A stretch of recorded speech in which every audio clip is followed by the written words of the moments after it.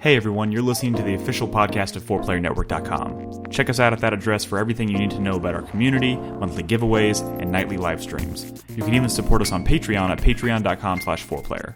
And last but not least, you can catch the live recordings of these podcasts every single Thursday night on our Twitch channel. We hope to see you there. Enjoy.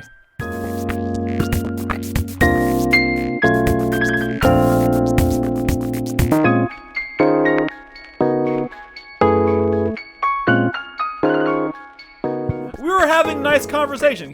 You want me to start? Shall I just start? Do it. Just roll right into it. Hey guys, welcome to 4Player Podcast. This is episode 631. My name is Nick Henderson. I'm joined tonight by Brad Simons. Hello. Nolan Hedstrom. How's it going, everybody? And Christopher Guthridge. Hello. We have video games to talk about, but before we do that, I want to remind everybody, discord.gg/4player is a good place to be if you want to be a part of the community. Do you mention our Discord in that little intro that plays? You know, sometimes usually I do. So, like, does it go from the intro or you say, oh, check out our Discord? And they're like, hey, guys, check out our Discord. You know, I was really hoping no one would ever point that out. And you just went and did it. Wait, Brad. Maybe they should fucking check out our Discord. Yeah. Hold on. Maybe that. Yeah. Have they checked out our Discord?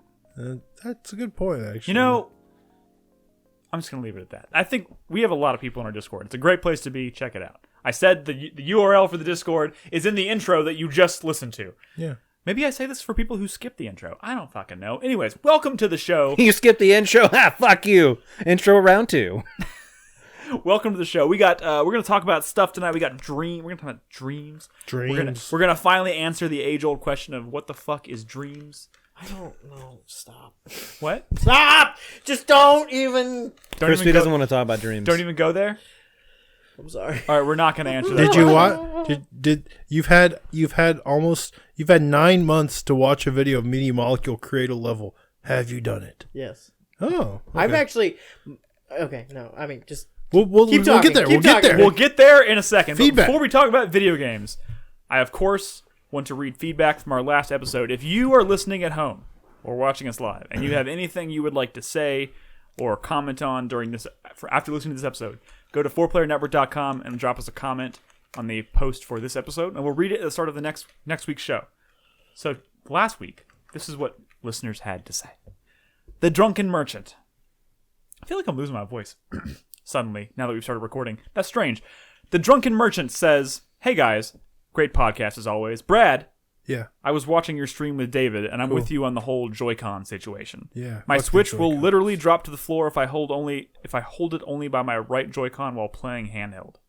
What? The Joy-Con just comes off. The whole thing slides out?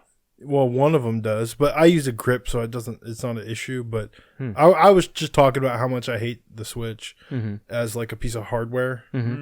I also hate the PS4 as a piece of hardware. So I kind of hate everything. Hopefully next gen. What are your opinions Just on a the hate-filled Xbox One? individual.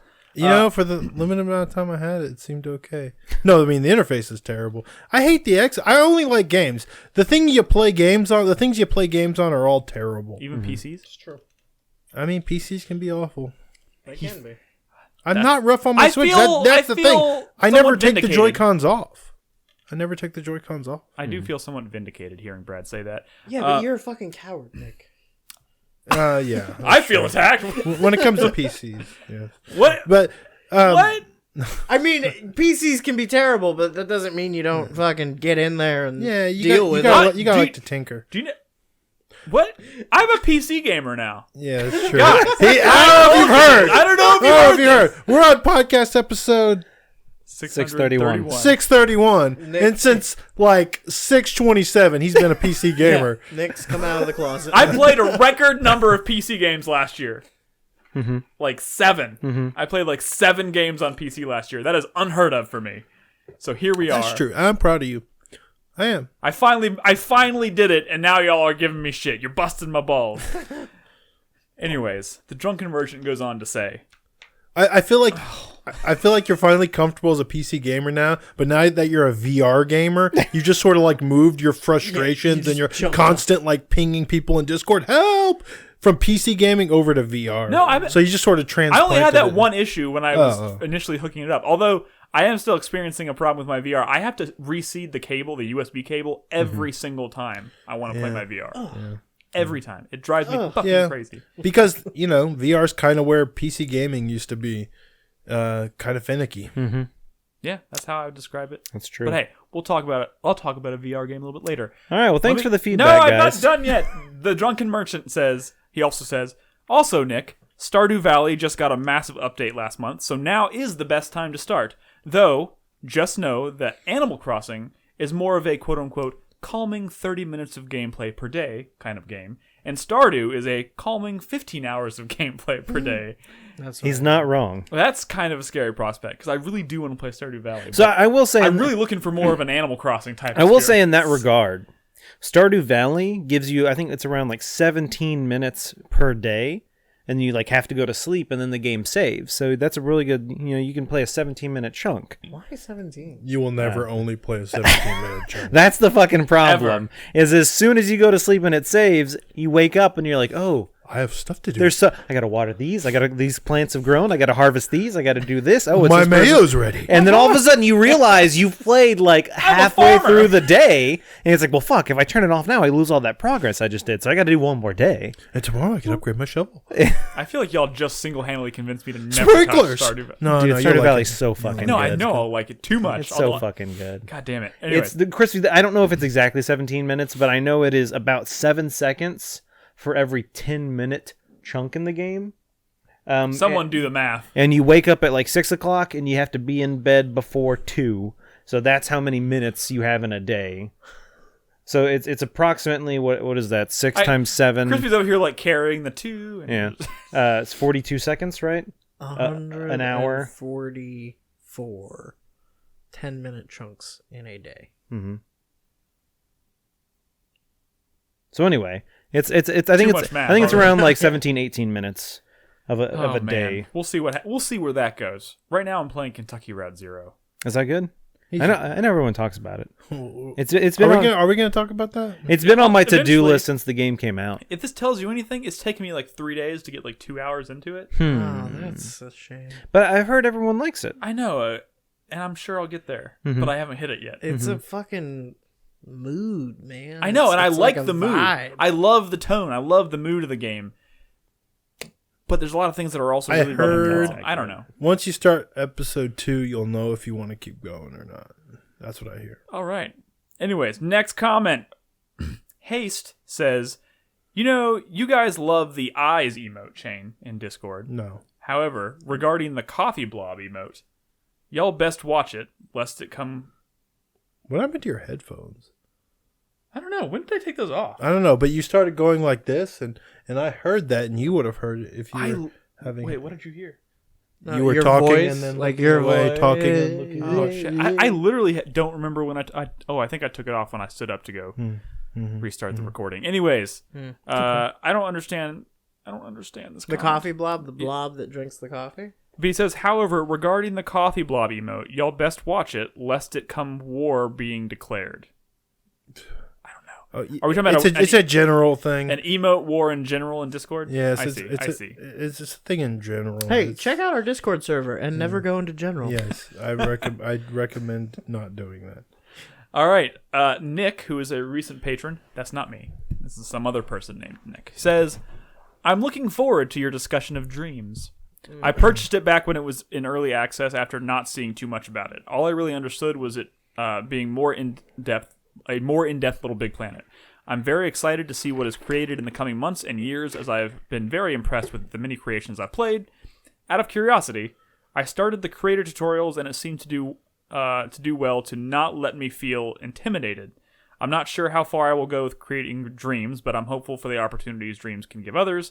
Thanks for all your hard work over the years, and apologies in advance for my question later on taking a little dig at Nick.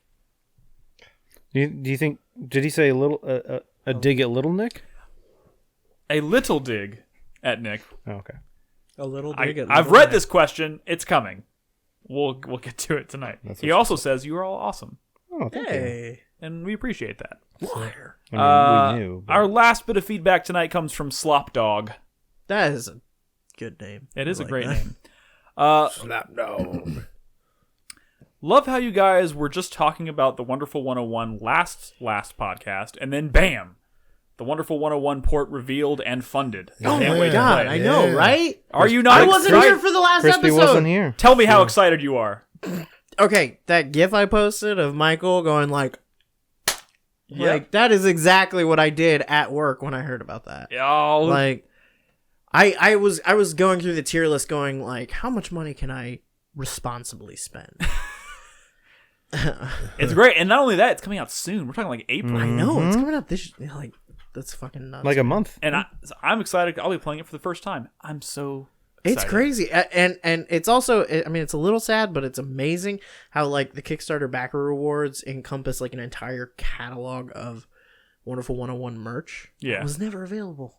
I know. Yeah. There wasn't, because it was on a platform that didn't have an audience Dude, but big this enough is to like justify it. Dude, this is like a thing. It's like a bunch of people getting crazy excited, and that thing got funded like super quickly. This could be the road to Wonder Red being in Smash. Dude. Or I thought you were about to go, this could be the road to Wonderful 102. yeah, I don't think he's gonna be in Smash, but I would kill Wonderful 102. But like, what if he I'm not that Is optimistic. that the would that be the obvious choice for a title for a sequel to Wonderful 101? I think that would be cool. Yeah. Doesn't that kind of imply they would only add one new character? So, or you could have different people. I mean, the Wonderful 101 can be. Well, it could be like that trope of like, there's like the person without powers, like a kid or something who helps him out. it's Luca. and then he's like, oh yeah, that's right, Luca. Yeah, I forgot. Yeah. Who's gonna? I feel like as a Wonderful 101 fan, you should try Beautiful Joe. It's a very different game. Very different game, but it also gives me the same It's a kind similar of vibe. Yeah. Faux show. And Slopdog also says, that whole say something you're proud of for yourself and for the person sitting next to you question was absolutely heartwarming. Proud of all you guys for all that you achieve on and off the Thank podcast. God Krispy wasn't here because Yeah. that would have been a disaster. Yeah. Oh, sorry, I missed that. Nolan would have gotten wrecked. And I wouldn't have had anything clever to say. No. So yeah, it would have been terrible if Crispy was here. Sorry. Anyways, thank you guys so much for your feedback. Again, if you would like to leave us comments for next week after hearing what we discussed tonight, please go to 4playernetwork.com and drop us a comment on the post for this episode. Now, let's talk about random things before we talk about video games. Brad, actually, this is kind of video game related. You had some things, right? Oh yeah, You saw the things some I stuff. watched. Yeah, I yeah. watched Sonic. How was that? Me and the Hen Man. Really? The Hen Man? Was he into it? Hen. We've really struggled coming up with a good nickname. I thought we talked about this last week. It sounds like you're still struggling. H-Dog. No, we didn't talk about this last week. We watched it on Oh, Saturday. okay. Henny. We talked. Yeah, it was a Hennessy. Hennessy. Yeah, H-Dog. I don't know. Yeah. It was H-Town. it was better than I thought it would be. I mean, it's entertaining enough. I mean, for like Didn't a you young use the word kid. inoffensive? Yeah, I mean, it's kind of like young kid funny. You know, it's not very funny, but it's like, you know, it's fine. How's Jim Carrey? Did we talk about this last week? No. No. You just said it yourself. We couldn't have. 'Cause you hadn't seen it yet. No, I mean, it's fun. Everyone's like, oh, Jim Carrey's going to carry this thing. And he was fine. I mean, he was kind of like doing his thing, but like, you know, not like 90s Jim Carrey was a little, I guess, skewed more towards like a 13-year-old. Oh, this is more definitely. towards like a 6-year-old. You know what I mean? So he's still being real goofy, but he's not Like like slapstick kind of. yeah, it's not like Ace Ventura or Living Color Jim Carrey, right? Like it's a little squeakier clean than even that. So not like Cable Guy Jim Carrey. No, not Cable Guy Jim Not me, Carrey. myself, and Irene. Oh. Jim Carrey for sure. And thank God not modern day Jim Carrey, who talks about like life and death and. Oh, I everything in saw that between. interview. It was, You saw that interview. Dude, Try so- every interview yeah, for the past 10 years. Yeah, at least 10 Did you years watch he's that been like this. fucking documentary where he just talks about playing Andy Kaufman? Yeah. Yeah, it's Insufferable. Yeah, it's pretty crazy. yeah, he's nuts. But that's oh right, and is he an anti-vaxxer? Wait, Dude, Or is he's that- like a didn't hear that. Scientologist. Like he's yeah, everything. he's Oh, he's wow, I didn't know he's that. He's everything. like properly crazy. yeah. Man. Yeah. Who saw that coming?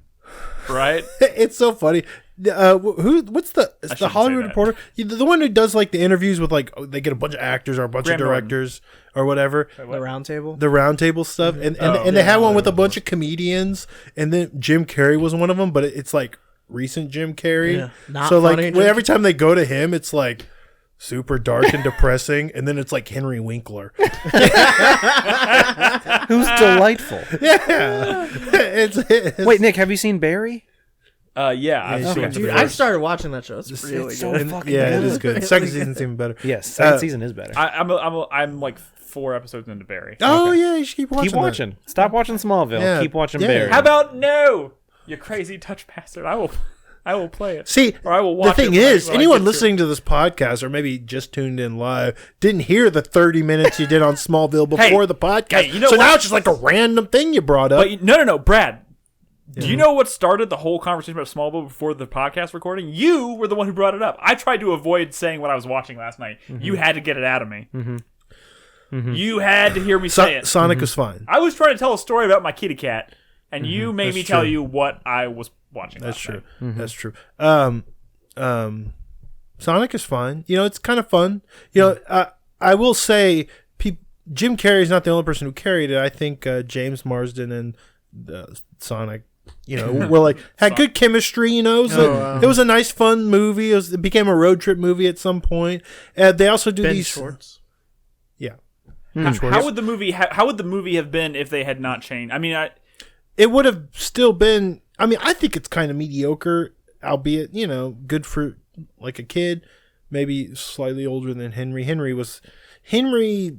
I guess he still prefers like purely animated stuff. I mean, he was really into like the trailer, but then when it was just people talking, he was like, "Well, I'm not gonna watch this." and we were all sitting on the end of the aisle, and he kept going E because there was an E on the floor. That was the aisle we were on, and he's super into saying letters right now, and we were like, "Shut up, shut up." Yeah. They do these sequences like the more recent X-Men movies where like Quicksilver's going really fast, like slow-mo and everything, kinda. and he's like doing stuff to them because he's going so fast. They they do do that that in a few Smallville. times. I'm sorry. God damn it. I'm so sorry. I saw it opening and I had to go for it. I'm sorry. Sonic is fine. Some people like I don't know. Jack thinks it's the best movie in years or something, according to a tweet. But whatever, people seem to be into it. That's great. Just like best movie in general, I don't know. or best video game movie. All I'm saying is some people like it a lot, which it's fine. It's inoffensive. I watched another video game related thing that I think's worth talking about. What? Remember during Ubisoft's press conference last year? No. This was part of our pilot weekend, but we've since watched 3 more episodes. The show about the video game development studio. Yeah, the Ubisoft press conference had the Always Sunny. Oh, from shit, how is Philadelphia. that? Rob McElhenney. Ron McElhenney, yeah. Yeah. Mac. Well, those guys made a show on Apple McElhenney. Apple TV. McElhenney. You gotta have an Apple TV Plus subscription. Yeah, which how is it's it? not hard to get a free trial. It's also not hard. It's Thank you, Chris. that's true. It's not bad. Really? It- I was thinking about checking it out. It starts a little rocky because it's very like character heavy, and Sure. And I feel like anytime you're watching a show like that, they kind of got to grow on you before. Is it like everyone starts off kind of like obnoxious, but eventually they kind of grow on you. The show kind of reminds me a little bit of like Community. Sure. You know, it's got that kind of vibe. as someone who like Does it though? Community's great. as someone who's I've actually not seen that much Community, but this is such what it a good reminded show. me of. as someone who is like steeped in like video game industry stuff on a pretty regular basis here, does that show not like ever frustrate you with how they portray Aspects of it seem pretty accurate. Aspects of it seem not accurate at all. Like Is it their like QA department? Is it like Grandma's Boy? No. Oh my God, can we- It's not as bad as Can we Grandma's. It's not as bad as Grandma's Boy. But I will say, Ashley Birch is on the show, and she's one of the 2 people in their QA department who sit on a couch in like a cool room with controllers and play with video games. laptops next to them, and they're just playing the game and doing notes on their laptop. And this is supposed to be like the biggest game / MMO in the world, and their QA department is 2 people. 2 people. That's all we needed. It's like, this is absurd. Yeah, it's just the goofier elements. Gotcha. A lot of jokes about crunch time and Well, overworked and stuff like that, like the community manager's like this crazy person and no one wants to talk to her because she has to deal with the community. And they have like a PewDiePie equivalent who they watch his videos all the time because like the success of their game depends so much on what he thinks and says to his community. That's fucked up. It's aspects of it are a little goofy, but aspects of it kind of work, and it's not bad. I mean, is it one like of an the few entertaining show? Is it funny? aspects of it are funny. Certain characters are really. I feel funny. like he can't commit to saying it's Well, funny. I mean, it's only one episode, right? He said said he watched two. three No, I more. watched 3 episodes. Oh, 3 episodes. in total. No, but it's the kind of thing where characters at first that I thought were like really obnoxious are starting to grow on me a little bit, and some characters I still think are really bad. So I don't know. What other shows did you watch in your pilot weekend? I mean, we watched a lot of stuff. I mean, I sort of made it that way, structured it that way. I even made a little TV guide. So, I mean, because it was also kind of like Valentine's Day, and we know we weren't going to be able to get out and do anything. So, TV guide. Let me tell you about it. It was a book that Was told a- you what was going to be on. Yeah, you literally had to buy it from the store. People are like, You wait, see, back then, TV shows were just broadcast at certain So- times, and so if you missed it, you back missed it. then, there was a thing called a store where you physically went and bought things. Back before the collapse. we watched we watched a couple episodes of a show called Back to Life, which is like a British show about some woman who is in like prison for like 20 years for like murdering someone, but it's like a comedy. And she gets out and everyone's like, fuck you. And she's like, well, yeah, this sucks. Well, I deserve that. Yeah, it's so it British. sounds real it, uplifting. Yeah, it's Was the hook more like how the world's changed while she was in prison, no, it's and not. she doesn't understand how to use Uber? Or anything? No. So she goes. It's not cheesy. She like goes to that. her It's home not, and it's not. in Shawshank. No. It's pretty good. And some other things. I don't need to Anybody talk about all watching of them. Star Trek Picard? No, wait, hold on. This is not our segment to talk about random bullshit. No. I was specifically only supposed to talk about these 2 very video game related things, industry related so you things. know, There I- are Star Trek video games. Just so you know, I had a video game related television show anecdote that I was going to squeeze in, Is it Smallville? and it was Smallville, so I stopped myself. I just want everybody to know that. What? I did that for you. How could that possibly? I did that for you, Brad. Thanks. So, What was yeah. your other thing, Brad? You had one other thing? Sonic, I could recommend to younger people, and Mystic Quest Raven's Banquet is the name of the show. I don't think we said it. Mystic Quest Raven's Banquet is the name of the That's show. funny that they named the show in the dumb way that they named video games. Yep. Yeah. Well, Mystic Quest is the name of their game, and Raven's Banquet is the name of the expansion that they launched at the beginning of the show. Gotcha. Yeah. Cool. In the most recent episode, they had to figure out how to get rid of. Kotaku wrote an article about how they discovered a clan of white supremacists in their gang, and they had to figure out how to get rid of them without, Making it obvious. So you're saying Jason Schreier is going to have a guest spot on the show? pretty much. That's pretty funny. Are you ready? Should we move on? Yes. Talk about video games, actually. Someone in chat reminded me, I do want to real quickly pimp the Revival Club because we recorded an episode about Dragon's Dogma, which is now available. Nolan's on that show. We had community guest Green Goddamn on the show as well. Good show. It is up. Also, if you are a Patreon supporter or a Twitch subscriber, we're playing, if you want to be part of the Revival Club, we are playing Star Wars Knights of the Old Republic 2 Sith Lords. Isn't it the Sith Lord? No, I think it's just Sith Lords. Is it really? I think it's just Sith Lords, yeah. I could be wrong. Maybe someone in chat can correct me, but I'm I pretty thought sure it was that's Raven's Quest. Fucking hate. But anyways, that's what we're playing for the next month and a half, 2 months. So, patreon.com/4Player if you want to be a part of that. Brad, you look like you want to Is say there a something. chair in the shower, or did we already move it? We moved it a while ago. Okay. Yeah. Can we get the chair back? I stood up and moved the chair while you were talking. Gotcha. It is the Sith Lords? Yeah, because why would it just be I don't Sith know, Lords? but I remember thinking to myself that Fucking stupid. I am so stupid. Let's all talk right. about video games, okay? All right, let's talk about dreams. Oh, so you know how when the Witcher show came out, That was a and great- everyone's like, "Oh man, this show I Witcher still show's haven't good." finished that. God damn it, Nick. But Smallville. Hey, Why do you? Or I haven't finished The Mandalorian. Why do you choose to be the person you choose There's to be? like not even that many episodes. I know, but I'm like, You know how you're like, well, I just watched Smallville because I want to feel good. The Mandalorian and Witcher can accomplish that same thing. Fucking know. stupid. Let's beat them up. I know, guys. Those are the two.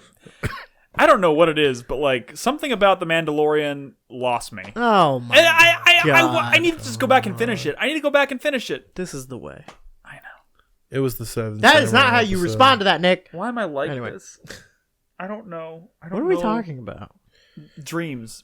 Oh, Well, I think we're going to talk about dreams. Really? You seem kind of skeptical. no, of course we're going to talk Well, about dreams. Crispy seems kind of skeptical. You No, seem very enthused. Just talk about it. You just want to start here? Yeah. Okay. Yeah, talk about dreams. It's the new hotness, right? Well, Is it? Little Big Planet was the hotness when it came out. Dreams is not quite setting. I mean, I don't know. I don't know how Dreams is doing. It is not like levels and stuff are going viral like Little Big Planet stuff did, or Mario Maker stuff did, or whatever, right? So There's a doggy. Sorry. So yeah, I think Dreams it might be struggling to accomplish the same. Why is that, Brad? Well, I mean, I actually have. I think I do know why. I mean, because it's been in early access for so long? No, because even when it was early, like even when Little Big Planet was in beta, that's when I think it was going most viral. Correct. Right? So. And this never really achieved that, and I don't know if it's really achieving that now that it's out. And I don't think it's because I don't think it's being advertised. well, The only places I've Brad, seen ads for this Brad, game are in the PlayStation Store. You're bad at podcasting. What the fuck is Dreams? oh well, Dreams is like That's little like a like whole that. fucking- It's hard to answer, but No, that it's is the not. that is Like- the conversation I think we're about to have. it's the spiritual successor to Little Big Planet. I would, Okay, sorry, Brad. What is Little Big? You can't answer a question with another question. Look, I'm saying I guarantee you there's someone listening to this podcast who doesn't know what the fuck you're talking about. Look, I'm gonna describe it. Okay. It's a spiritual successor to Little Big Planet, which was what started as a side-scrolling like platformer with the tool set in which they used to make that given to the player so they can make their own creations. They can make their own side-scrolling platformers. But then that sort of evolved and they started to make crazier things. And then when the sequel to Little Big Planet came out, they sort of expanded that tool set to sort of cater to the community that wanted to make crazier things. And people started making first-person shooters and racing games. And it was all kind of like And working calculators. hacked together because the tool set was not really designed to do that stuff well. But it was so impressive to see that the community was able to pull off this crazy shit with the limited tools that they were given. I would say Dreams is sort of a the natural evolution from that in 3D. This is like imagine Little Big Planet 3D if they kind of continue that trajectory of catering to the community making weird shit and giving them the tools to make that weird shit, but kind of remove that Little Big Planet style and that sort of that core platformer base that Little Big Planet had, and become something a little more abstract with its own new distinct art style, which is does have I think as much of a distinctive, impressive visual flair as something like Little Big Planet did. But that's what technology in chat really brings up. opened Is it that up why to- it's not doing as well? Is because it doesn't have it's not as well. I think you're also kind of like underselling the fact that like this game is completely amorphous. There is not like an icon for it. I mean, there's a reason why like all of the art that you see for this game, like promotional materials, doesn't look like anything. It's all very from the abstract. game. Yeah. Because it's hard to. Well, I mean, it's hard to pin down what the It game doesn't have was. a how do you set art want style. how do you want to advertise it? Do you want to advertise it as something like, hey, you can make your game look like anything you want, or do you want to advertise something that always kind of looks like a certain thing, a certain distinct art style, which I guess is, if you look at a lot of the stuff, early promotional stuff, including their story mode, which is called Arch Dream, like that, I think that has a distinct look. And the base art assets, do have this sort of painterly, wispy look to it. You really do kind of have to tweak stuff to make it not look like that. You know how sometimes you get real close and you're like, even though you're looking at a building, it still looks like it's kind of made of like softer material. Does that make any sense? So like the assets do have a look, just like how Little Big Planet looked like it was, not like looked like it was made of, shirt material and buttons crafty. and paper craft and stuff. Yeah. Just like Tearaway had its own distinct look. This has, which was another Media Molecule game, just a platformer though. And then there's this. Yeah, and I mean, like, but you kind of lose that too as soon as you start branching off the beaten path, because a big part of this game is also just like creating assets for other people to use. That's true. So like, I mean, I've like been going through and like collecting assets that like share completely different artistic styles that like don't even look like they come from the same like universe, the same realm That wouldn't necessarily gel together. So yeah, I mean, like, the closest thing to any sort of like cohesive identity this thing has is maybe like your little imp, like that, and Pikmin looking dude. yeah, and like your home space before you start fucking with it kind of has that like wispy sketchiness like Brad's talking about, but like that stuff goes away pretty quickly. Yeah. I think it's the kind of thing where creators don't want their stuff to look like that, so they're trying their hardest to not make it look like that. Because a lot of stuff that people are making, especially early on, when this kind of game comes out, just like Little Big Planet, they're trying to do recreations of stuff that people already love. Like someone recreating Fallout 4, which I've seen, or like Sonic or whatever. They're trying to make it look as much like that and not look like, when you're glancing at a video, they don't want people to know that this is something created in Dreams. They're trying to recreate the thing that they love. So that's why they're trying to kill that art style, I think. Which is why there's always a little watermark in the bottom right corner that says "Made in Dreams." But you can turn that off. Like that's like, but that's like the only like kind of visual touchstone that's like these all share the same tool set. Yeah. You know? I mean, I saw somebody, and this is, I think this is almost indicative of like, or suggestive of like what the mindset is around this game, and that somebody, I forgot who it was, somebody I follow on Twitter tweeted about Dreams, and they're like, somebody tweet me or send me the coolest shit you've seen created in Dreams that isn't a recreation of another video game. Because I feel like something unique, original. Yeah, and I feel, and I'm wondering what is the like. There's some of much that of it stuff's is that? out there, but early on in these games, and Little Big Planet had the same fucking problem. And honestly, any creative game has with these sort of tool sets have these issues early on where people are clicking on it and the stuff that is the stuff that they know, the recreations of the stuff that they know, and that stuff's getting more likes. And Well, that's how you make a name for yourself, first of all. Well, not and necessarily. Also, when you're learning a tool it set, takes a while. It's better to have like a source material to like. Sure, but what I'm saying is that there's an equal amount of stuff that isn't that, but that's not the stuff that's getting the most plays and therefore not getting the most likes early on. Yeah. Like later in the beta, you started to see like really cool creative shit. But now that the game is out, it's kind of going back to like Mario 1-1 syndrome, if that makes any sense, Yeah, sure.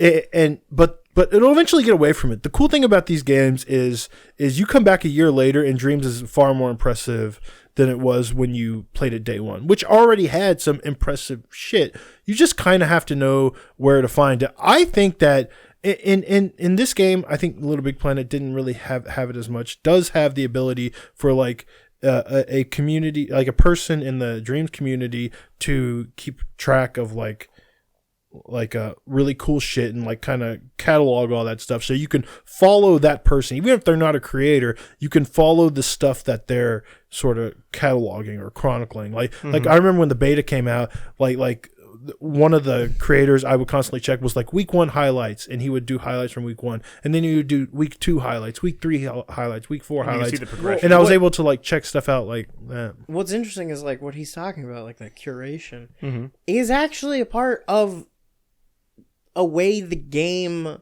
presupposes you can engage with it. Yeah. Like the game actually tracks your activity, and like it'll tell you like in your profile like what you are at the moment based on what you've done. And like there will be things like so like one of the only senses of like any sort of progression throughout the entire experience is like doing these little quests to unlock more of those imps, right? Yeah. And some of them are locked behind completing like certain amounts of specific activity. You know, like, oh, you play a bunch of games. Here's an imp because you're a player. You know, you've created a bunch of assets and uploaded them to the Dreamscape. So here, or Dreamiverse. Is that what they call it? Yeah, it's called Dreamiverse. It should be Dreamscape. But so you're a creator. Here's the creator imp, and one of them is curator. Like, you are somebody that organizes That's cool. like little mini jams, or like collects specific things and rates them and things like that. So you're a curator. That's cool. Yeah, so it is they're like, yeah, I don't know. It seems like the game has definitely, or just the style of game has evolved quite a bit since the Little Big Planet days in terms of like the way it invites you to interact. Well, okay. I think one of the big successes of this versus Little Big Planet is it's super easy and quick to get in and out of things. And that's super important when you're kind of browsing stuff, right? Well, as far as like that, and as far as like other people's creations. Yeah. But like we're watching a Sonic, like someone made. Yeah, but like you're about to run into an issue I have, right? Where it's over now. This level's over now. Yeah.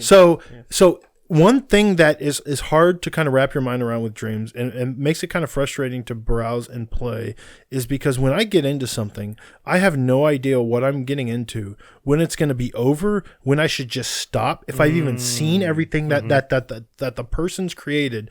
Now, some people, like you see the text that pops up when you start a level, some good creators are saying like, look, this is what I have. It's going to take about an hour to complete, and I'm still working on some things, right? But some people don't say really anything about what they've created in that text that's useful. So there are times where I'm playing something and I think I've checked everything out, so I just have to kind of like leave, right? Where Little Big Planet, since it had that platformer at its base, it was start to finish. You could put it, even if you're doing some more like avant-garde or like you're creating a cinematic short film or whatever, you can still put that endpoint in your level. So when you're done, they know you're at the endpoint. You're going to leave the level now, right? Here, it's not as like concrete as that. It's I don't even know the scope or the scale. I got into this thing of like this Silent Hill game that I thought was just like a PT like, right? Because it was called Silent Hills, and someone made like this long. I was watching all these cutscenes, and it kept going on, and I didn't know if it was just the cutscenes or if there was like a game on the other end. Which, by the way, I glitched this out. It's a bug. You got stuck. I get stuck. It says help. It says help. This is like, well, the level I'm in right now is like really impressive because this dude made like this open space, and there's like you're collecting these gems to do like unlockables and stuff. I just have to rewind, and he put like vehicles into them and stuff, and like they're swimming, and I have not found a level where you can like swim underwater, but that here is a you hat can. in time, right? Yeah, Well, the character is, but he may have just like grabbed that from like someone else's, Like as a placeholder. no, yeah, like maybe someone else made that and he just sort of grabbed it, which Little Big Planet had stuff like that too, right? Where you could share like certain assets, like put the little bubble in your level, and if you collect it, then anybody can use that in their own creations. But like, yeah, I mean, like, I agree with what you're saying, Brad, about like the whole vibe of the experience. It doesn't feel like you're walking through a gallery. It feels like you're walking through an active like production studio, and anything you pick up and start playing with could be like broken, not a thing Yeah. yet. It's like literally like, hey, I'm adding to this here and there, but like this is what I've got so far. And it's kind of like my entire experience with this program has been what I would describe as unmoored. Like I just adrift. Like I just have no idea where I'm going or what I'm doing. And most of the time I've spent with it, honestly, has been just doing tutorials. With the It creation. almost Yeah. When you play somebody else's creation, do you have the ability to leave them feedback on it? I don't know. Because I'm wondering if like Probably. because it seems like this. See, like I don't even know if they can see like when you thumbs up or like something, or if that's just for you. Because I feel like the act of making something available before you consider it complete almost makes it feel like, oh well, you're just using other players as like almost like in-game QA. Yeah, But I think that's like- I think you can leave comments and stuff. But that's like getting into a whole wider discussion about like what this is and Yeah. and what the philosophy behind it is. And Can I say before we get into like the creation stuff, I'm not having as much fun playing this as I did Little Big Planet. I think they're very different experiences because Little Big Planet, you were always Sackboy, and at its core, you had mechanics. And it's like Mario Maker. You know, at the end of the day, you're playing a Mario. Not just that, but like it was fun to play. Remember when we did Marathon Week, and one of those days I chose to do 100 random levels of Little Big Planet 2 with school, and we played all day long, and it was so much fun.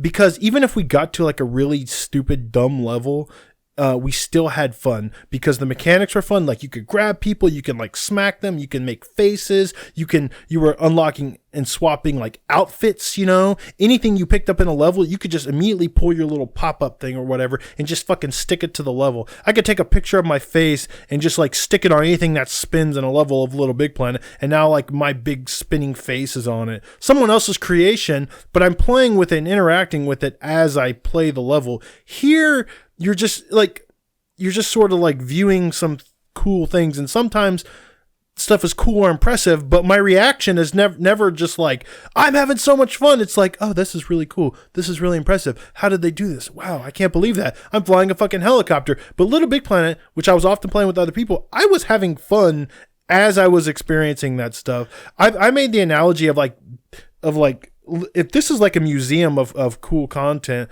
like Little Big Planet was like the children's museum. And I think that's why I think people that maybe that game was more successful than I think maybe this one's going to be. I also think one thing that maybe isn't clear to somebody who hasn't experienced this game yet is this conversation we're having makes it sound like this is a lot of people like making games. Yeah. And I don't know. It's been a couple days since I've logged on. Stuff. Yeah, but that is not.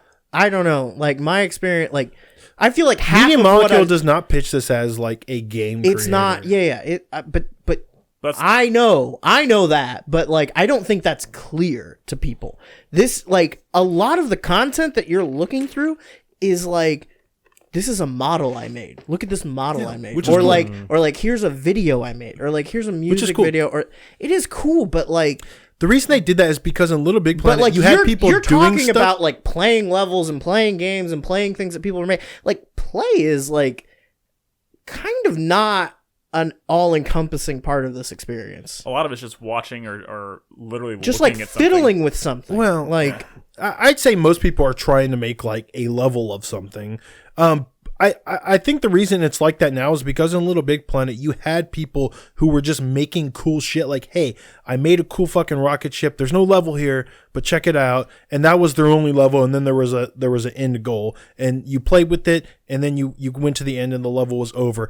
I think they made a way to like tag stuff so they can categorize it separately, and they have things called showcases. They have things called where games. They have things called just single player or whatever, or they tag it to where if you specifically are looking for a game experience, you can get just that. Or if you do just want to look at some cool, like I saw someone made Bryan Cranston, like just his head, and wanted people to check out his head.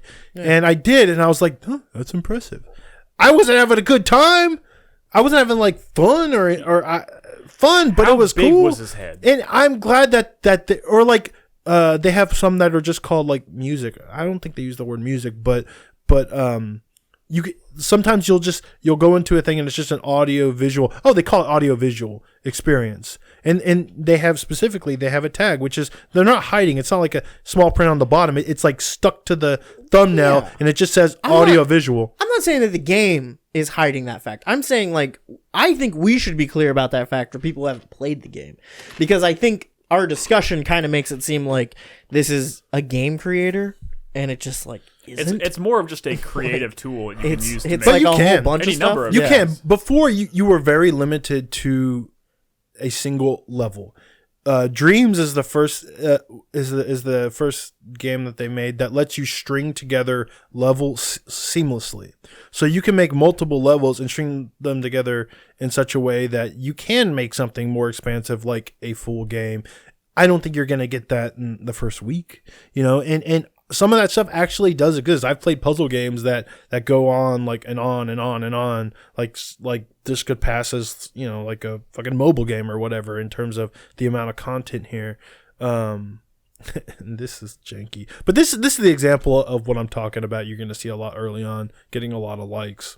And maybe this person person's listening at home, it's like Crash Bandicoot. Maybe this person's going to do something more with it. But, you know, even outside of Dreams, you see this shit all the time. Like, look, I made fucking Ocarina of Time in the Unreal Engine. Or I made, you know, a Zelda game in the Unreal Engine. Look how good it looks. But it's just like, you know, Hyrule Castle. And everyone's like, oh, I wonder if he's going to make the whole game. But he never is going to, and he was never planning to. He just wanted to show off something cool. You see that outside of Dreams and Little Big Planet all the time. And now there's a game for it. Well, Dreams is it's an accessible way to for a person who plays games, who has just a PS4, and maybe they played some Little Big Planet, or maybe they didn't play Little Big Planet, but this lets them sort of dabble in all aspects of game design outside of actual sitting down there and coding. You know, you can make music, you can, you know, make the visuals, you can do UI stuff, right? Mm-hmm. Like, you could make a game,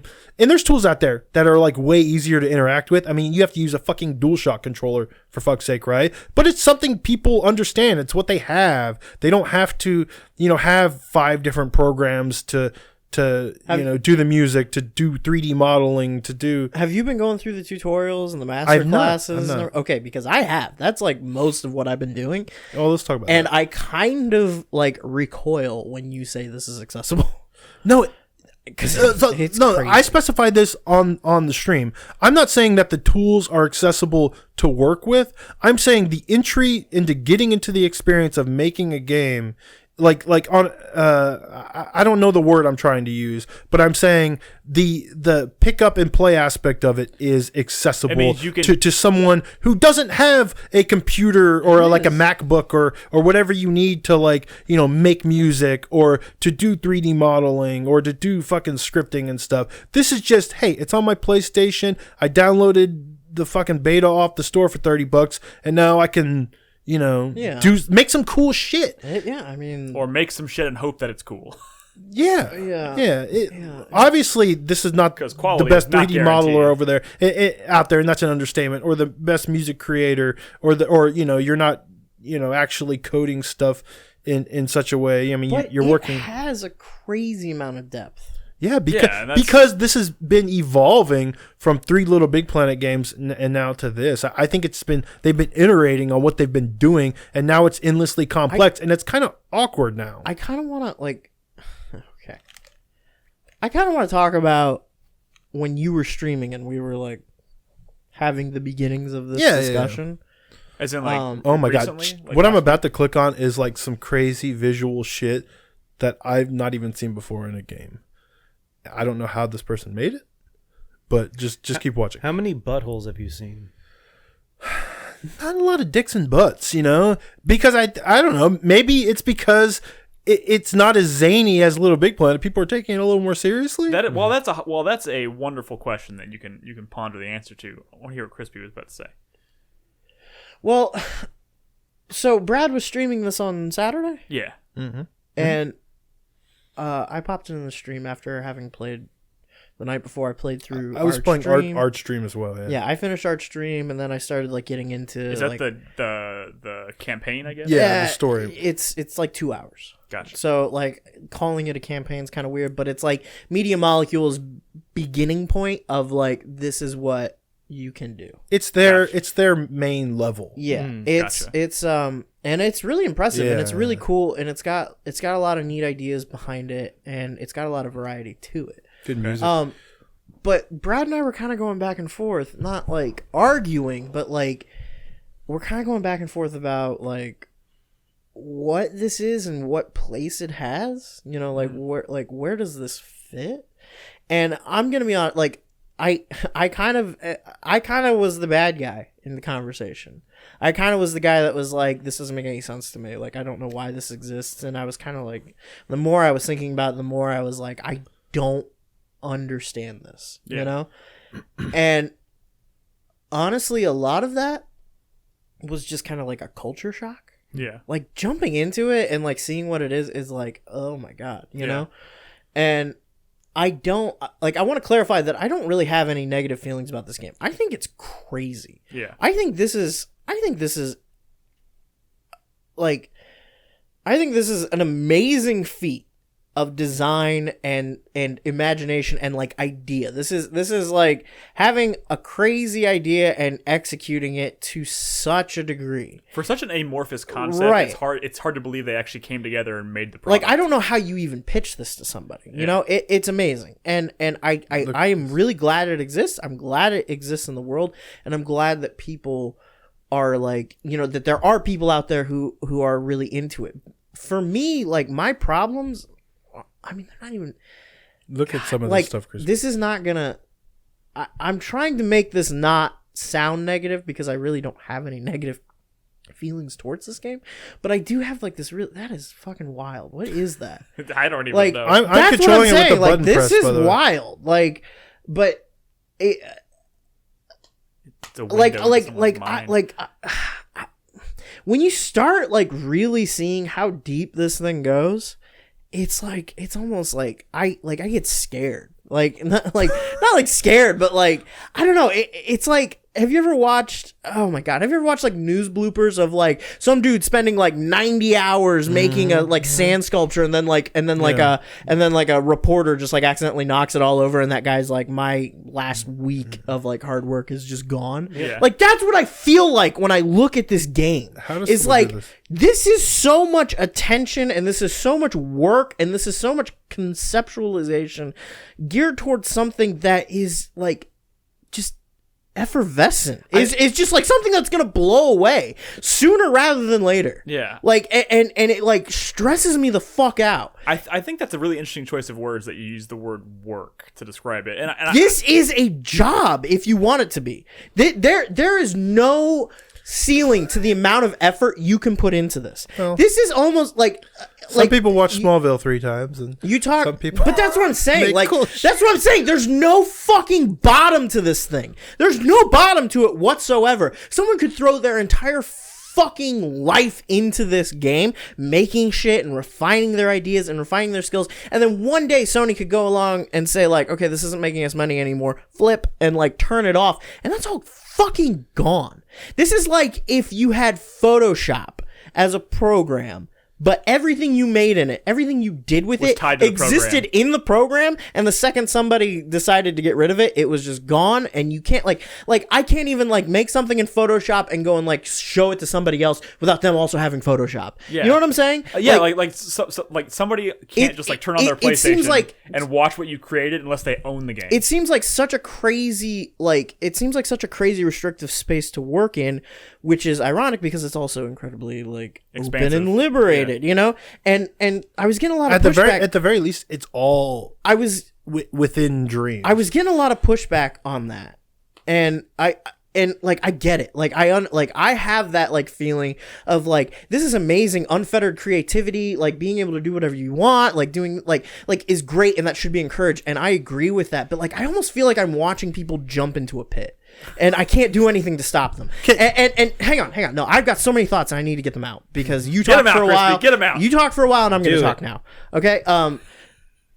So some of the pushback I was getting was like when I was saying like I was saying this stuff that I'm saying now, but I'm like typing it into chat as fast as I can, and like I can't even organize my thoughts. And Brad saying things like, okay, well, what about people who like recreate the Enterprise in Minecraft, or like what about people who do this, or like someone made like all of London in Minecraft, or like you know, like, and things like that. And my kind of counter to that is a lot of like what you were saying, Brad, in that like, the thing about making something impressive in Minecraft, or making something impressive about Mario Maker, or making something impressive in Little Big Planet, is that there's still this like consistency to the mechanics of it. There's still this consistency of form to it. Like I can go into There is any a Mario ceiling. Maker level, and it can be a crazy Mario level, but it's still a Mario level. Yeah. I can go into a Minecraft world, and it's still Minecraft. I still have that same like identity, that same sense of structure to and an control. extent. It's one of those. If I'm understanding you correctly, you could take any screenshot from Minecraft or Mario Maker, and you know what game you're looking at. Sure, but Versus even more than that, I know like it's a little you more, interacting with it, like your control. But I'm saying at the into it. simplest level, like you, Right, anything you right. see of that game, that's like. But this, like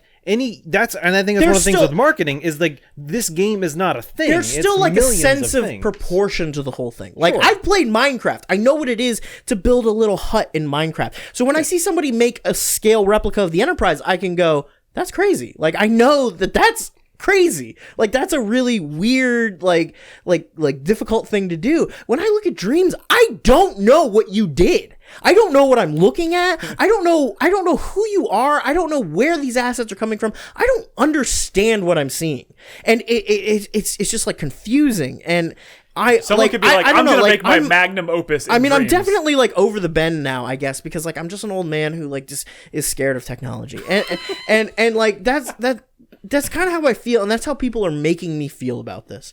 And like one of the pushbacks I was getting was like, well, you know, like people just want to be creative. People just want to have like a place to express their ideas and work on things. And it's like, you know, like sketching in a sketchbook, right? And my response to that is I don't need 9 hours of tutorial to pick up a pen and draw a line on a page. The barrier to entry to get to that space where like ideas are just flowing from your head to the medium that you're working on is so vast. Sure. Like it's insane. Like you'd have to sit down and play through tutorials and practice with the tools just to get to a point where you're like even like quote unquote sketching. But you're talking about making a video game. It's tough in any Well, capacity.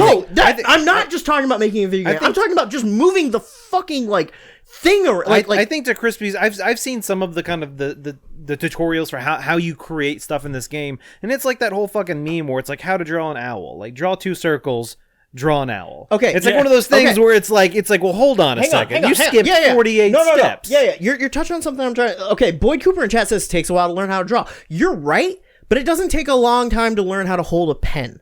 Okay, we're not talking about interface when we're talking about learning how to draw. We're talking about technical skill of like, okay, well, I can make these lines, I can shadow, I can crosshatch, I can do this. That's all technical skill. You can pick up a pen and just start scribbling. It might be shit, but you can do that in a matter of seconds. You cannot pick up a pen and really kind of just like start scribbling in Dreams. It's so much like more complicated than that. You have to learn the basics of basics of basics. Before and again, you I'm kind of like fucking losing my mind here, and it sounds like I'm angry just because like I'm really confused and just trying to like organize my thoughts, and I'm not. I think this thing is incredible, and I think anybody who wants to pursue it and wants to invest that kind of time into it is like a fucking god. Like I envy you. But like I look at this thing and it's like looking at EVE Online, you know? It's like, oh my god, that's amazing. I'm glad this exists. But like I want to play other games, you know? Oh, like I get it. I don't want to throw my life into this thing. and kind of go full circle and back to when we were talking about like, is this going to be more successful or as successful as Little Big Planet and why? And I think a lot of it comes down to, I think this is a harder sell, because I think what this is the people this is really going to appeal to right out of the gate are going to be the people who want to take advantage of the creative aspects of it. The people who are more of just like, I want to kind of enjoy, like see what people create in it. Like you can't. It's hard to say spend $60 so you can just it's 40. spend $40 and play around with a bunch of other people's creations when you don't really know what those creations are. Well, I just think that like see, like this game like it gives me like fucking existential anxiety. You know, some of that anxiety could actually be said about all indie games, even the ones made outside of Dreams. It could, but you know what's crazy? Like this is like if you Stuff had you'll the never see. entire itch.io storefront or itch.io, however you fucking say it, but it was all one program that you had to buy in order to experience any of that, and nobody who contributed anything to that storefront truly owned what they were making. Yeah, and it's like I see this. I almost see this in like a really myopic way.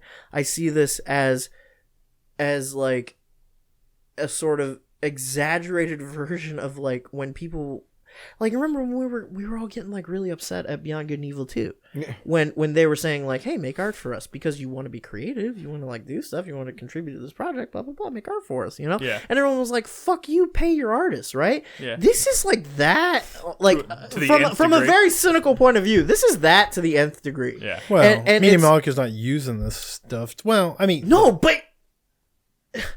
but like what Media Molecule like the business model of this game is going to be like, look at this crazy stuff that somebody made in Dreams. Now go buy Dreams and try it, you know? Yeah. And it's like I can't be like, hey Nick, I made this cool Dreams thing. Here it is. Like you're going to have to go home and boot up Dreams and look at it, which Yeah. means you're going to have to have paid Media Molecule $40 to get in. Yeah. That's the price. And what's okay, I know I'm gonna get a lot of fucking, like, if anybody still listens to the show, I'm gonna get shit for this whole rant.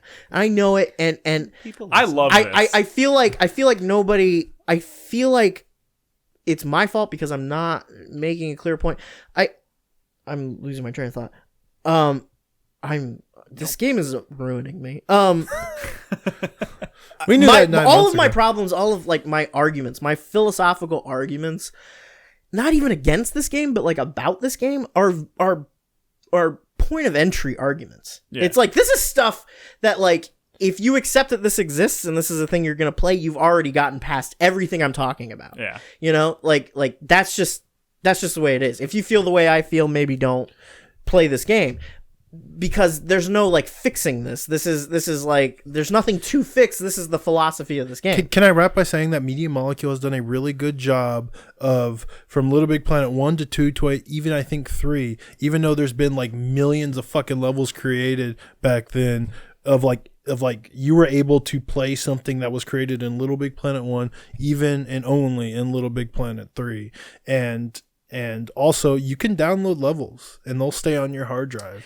And I know nothing is permanent, but like No. video No, games aren't. I mean, I know. no I know. video game is. This is a very microcosm of like larger issues with the medium as a whole. It's not perfect, but it seems like Media Molecule's I trying. know. It's not perfect, and I'm not asking for anyone to sell me on this. I think it's amazing. Like, I truly am like in awe of this thing.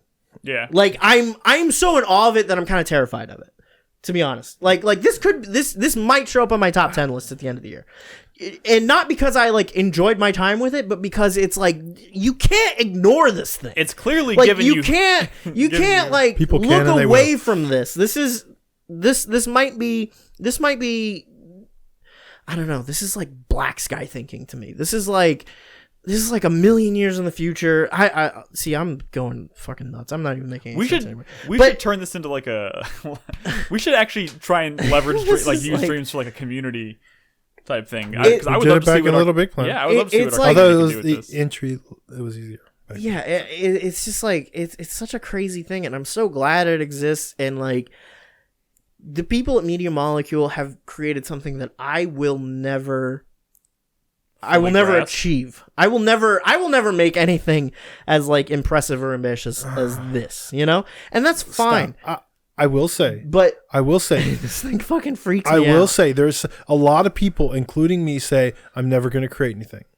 But there's something about creation and stuff like this to where you start really small and then you iterate on it and it becomes really addictive. Well, you okay, tweak and okay, you okay. add and something that seems kind of small and something that you may have never even started becomes something that is at the very least important to you. And I mean, that goes with the creation of anything, but I think even if the tool set is awkward, it can still cater to that lust, that desire to create. I think before we leave this subject, I just want to like maintain a little bit of perspective in that I kind of let myself go because I've been thinking about this for like a week now, and I just had to get it out. No, that was fantastic. And by no means is this a dire situation. I mean, Dire? No, yeah, I know, but like, didn't make but it like, think- but sound like, that way. whatever kind of animus I'm putting into this conversation, like, is a little out of proportion. I mean, And- to me, one and way or like, the other, it is sounds a like really cool game, and like, you really should check it out.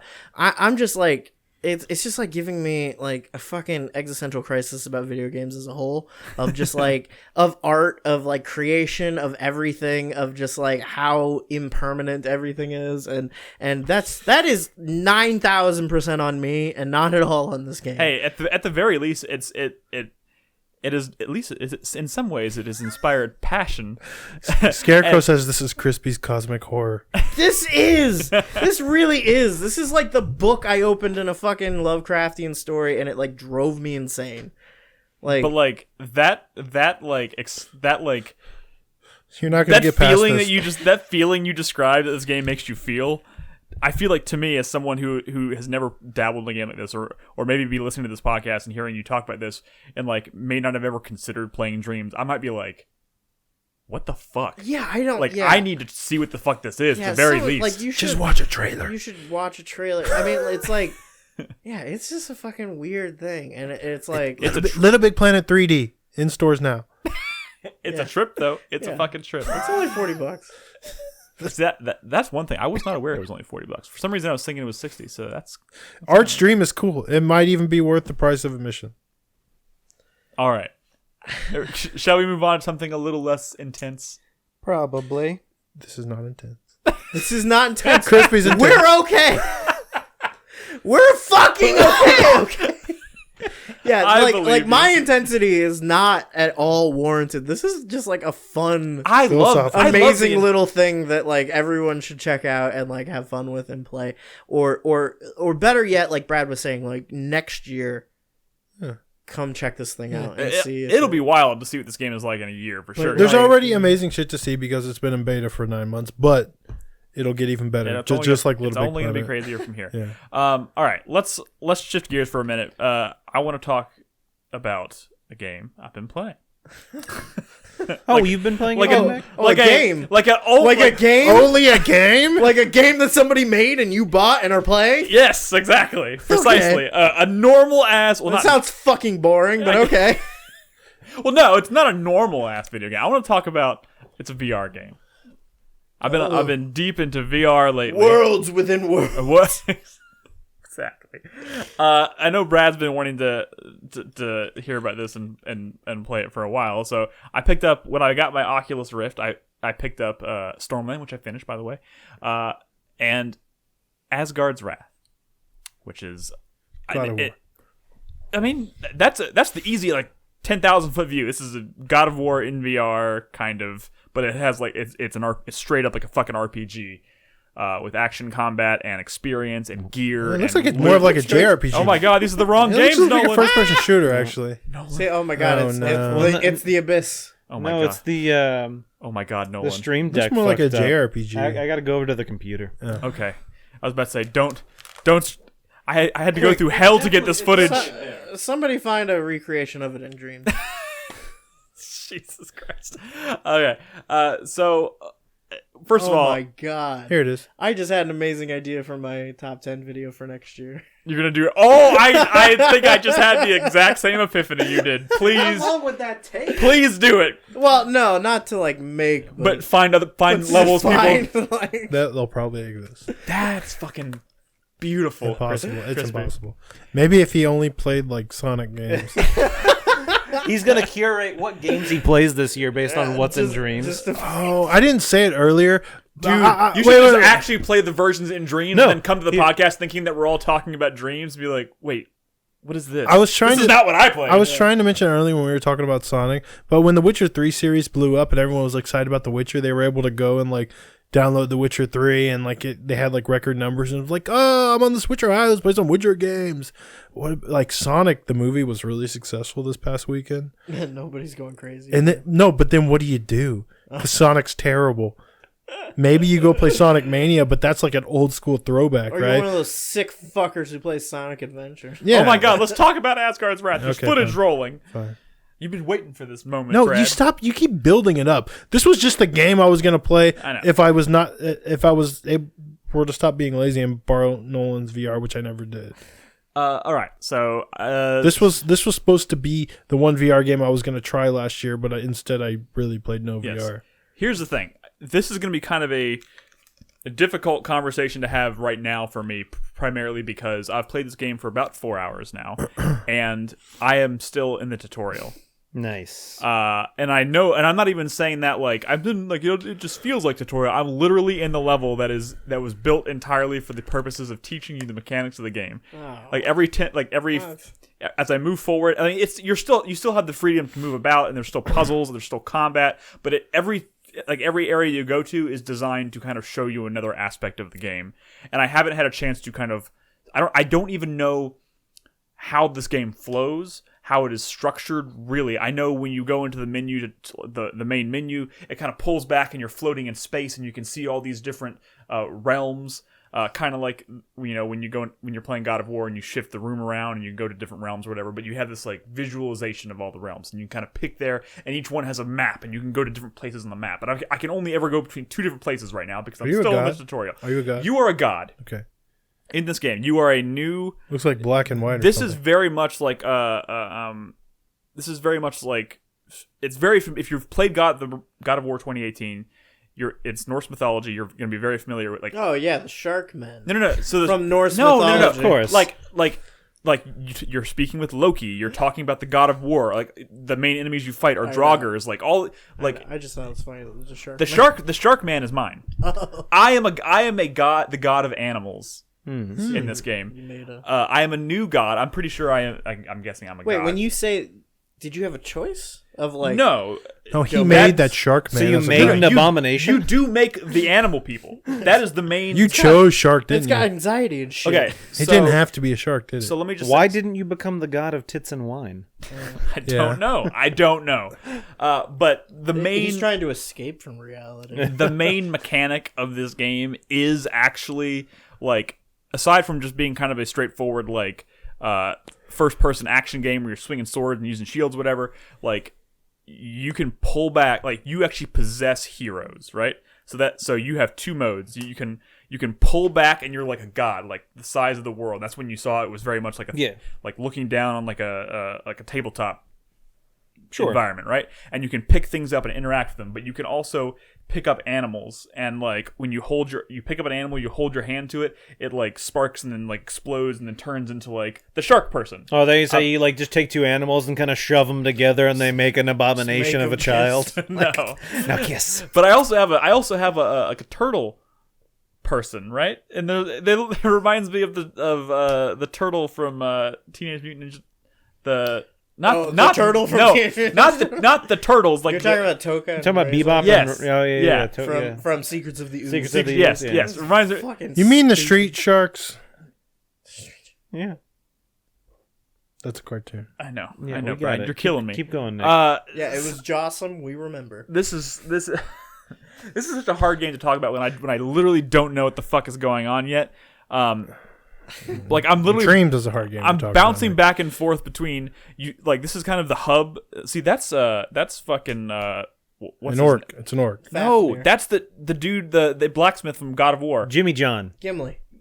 Isaiah. Jimmy Johnson. Joseph. He's the Oh, sandwich it's the smith. same. It's the same fictional character. Yes, the He same makes the sandwiches. the same 2 fictional characters that are the blue guy. blacksmiths in God of War. Yeah, Yes, I the don't- blue. I can't remember their names. Yes, Brock so and lettuce Sindri. Brock and onions, Brock and Sindri. Yes, that's. tomato. We get it. Norse mythology. So it. Go on. Do y'all want me to talk about this or Italian. not? Yeah. I've been looking forward to talking about this. I wanted you to play a little more. I mean, I want you to get out of the tutorial. I know. I've been Why trying. are you so short?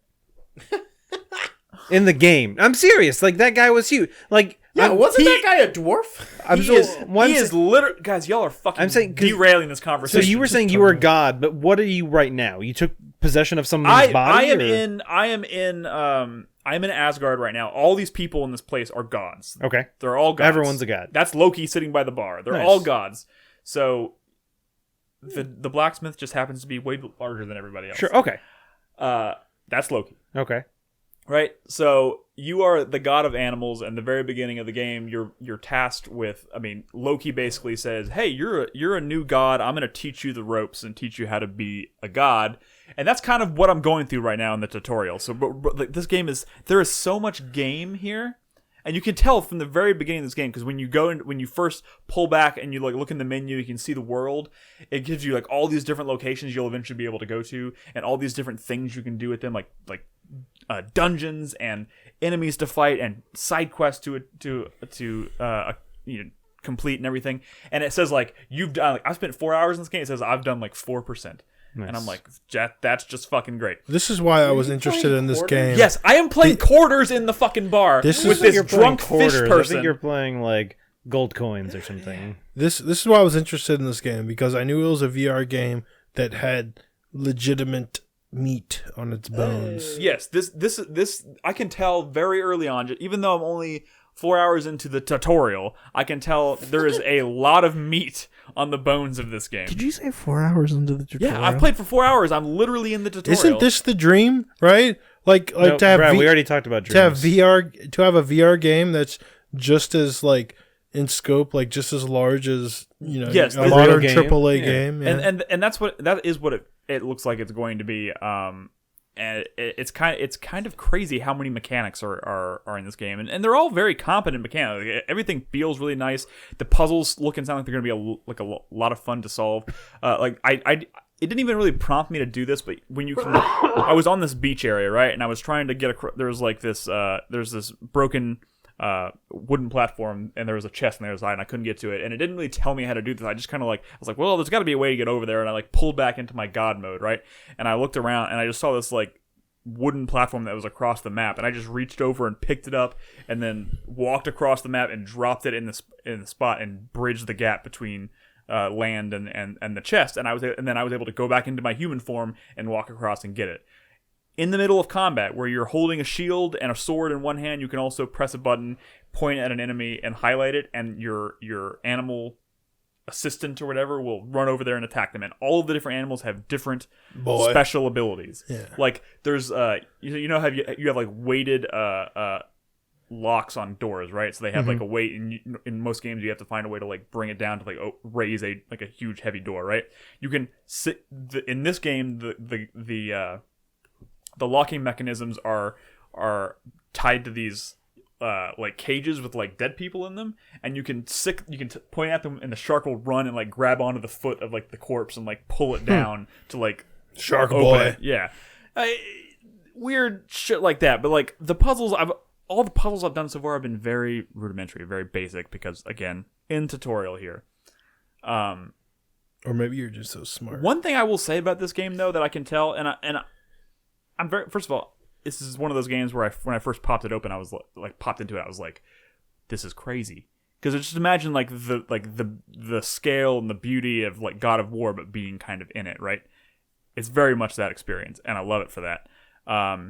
But so I just finished playing Stormwind, right? And that game made me feel kind of like the way Superhot made you feel, and the way we're talking about Pistol Whip. We haven't talked about that yet, but we'll probably eventually get to it, where it makes you feel like an incredible badass, right? You're like you're jumping in the air, you're pulling guns out of your holsters and like firing in the air, and you feel like a fucking badass. Yeah. This game, when I'm playing it and I'm in combat, makes me feel like an idiot.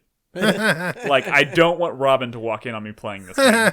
Nice. Even though I know it's going to happen, because I'm sitting here like I'm like and I'm like, no other game like that I've played in VR has made me feel like I will almost certainly break my TV at some point, because I'm flailing, and I'm just like, it doesn't feel as natural as like pointing a gun and pulling a trigger, right? Yeah. No, not many people have much actual experience swinging swords, and And as a Texan, you shot I mean, a lot like of guns. in most video games, you press a button, they swing the sword for you. The animation's built for you. It's always going to look cool. Sure. In this game, it only looks as cool as you make it look. Yeah. And it's hard to make it look Well, or rest make assured, it feel cool. Rest assured, you do not look cool when you're playing Superhot VR. I mean, it's feel cool. it's more of a feeling. Yeah. This game doesn't make me But you feel know, cool yet. yet. 30 hours later, maybe Look, you'll you feel can like fist bump the shark, and it gives him like, it boosts his like his experience and like makes him excited, and 30 hours later you might feel like a badass. You're right, and I'm possible. waiting for that shoe to drop. You know what I mean? I want to get out of the tutorial. I just want to know what this game actually flows like. Like how does the story progress? How do you go from one area to the next? Yeah. Is this going to go anywhere interesting from a narrative perspective? That kind of thing. It all seems like it's going to.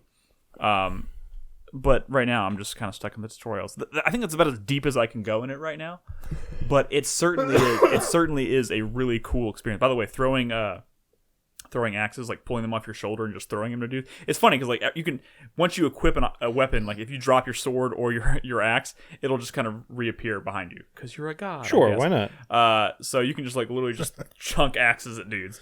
Combo with your shark, for for everything this game does really well in terms of like being really immersive and like beautiful to look at, and like there are also every once in a while there's something that just kind of reminds me, oh, you're playing a VR game, so you're like there's the limitations of VR games, like when you walk up to a chain instead of like the one thing I like about Stormland is you can very literally climb up things and move around, and there's never that moment where you like tap something and it fades to black and then fades back in, right?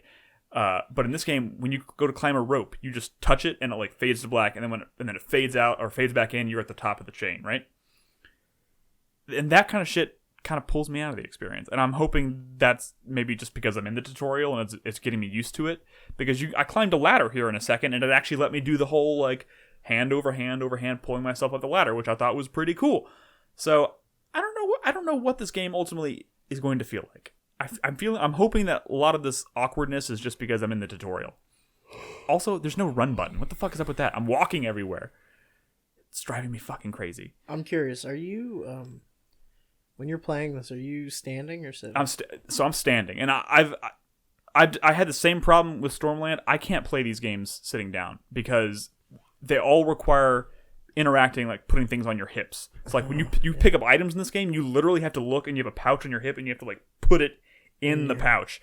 And when I'm sitting down, like I'm like my hand's hitting the couch, and it doesn't register half the time. So I'm standing up, and I've discovered that playing VR games standing up for like upwards of 2 hours really makes my back hurt bad. Like I've had to lay down several times after playing these games.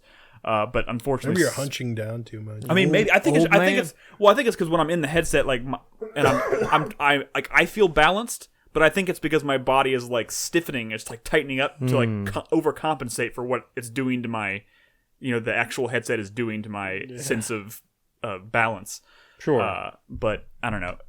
Yeah, you're too stiff. You're fighting like Gregor Clegane, and you should be fighting like Syria. Yeah, you're probably right. See, that was cool. The fucking shark swooped in and murdered that Draugr. This game is... You chose like, shark? No, like when you... the first thing you do is there's a shark on the beach that's like... that's cool. Like flopping around, and you can pick them up and make them. Like, there's like a whole weapons wheel worth of animals. I've only found 2 of them. Shark. So, but yeah, this is pretty cool. I'll talk about it more when I've actually played... You're going to keep going? Oh, hell yeah. I'm really into it. Quite a bit. And this is, I'm definitely going to see this through to the end. I'm just going to have to do it in like 2-hour chunks at a time and then give myself days worth of rest between playing. Well, hopefully you finish before Half-Life Alyx. It's coming up pretty soon. By the way, I did pick up Star Wars Vader Immortal as well. I haven't started it yet, but I picked up the first episode. Let me know how that is. In a couple of months. We'll let you know how. No, that one might be one I might try. I have a feeling that's a pretty short experience, but probably we'll see. But yeah, Asgard's Wrath seems pretty cool. Yeah, so I picked up just the first episode, so we'll see. But yeah, that's Asgard's Wrath. I'll talk about it more when I actually know more about it. But that does look pretty cool. It's pretty sweet. It's pretty sweet. Like when you first boot it up and the menu starts, you're just like in this like black room, and you see like all these leaves coming down, and then you see this like tree man come walking out of the darkness, and I'm like, ah! But I was like, that was a cool first experience. That's an int. Yes, thank you, Nolan. It was an int. Anyways, actually, the Tolkien estate owns that word. It's treant. Treant. Is that true? So yes. Is his name Trent? Trent the Treant. All right, let's take a break. When we come back, we don't have much in the way of news. I think we'll be doing mostly. Is there one more game we're talking about? I want to give like closing thoughts on Journey to the Savage Planet. I don't have too much to add to that, but yeah. We'll come back in a second, guys. We'll answer some questions from you guys and wrap up the show.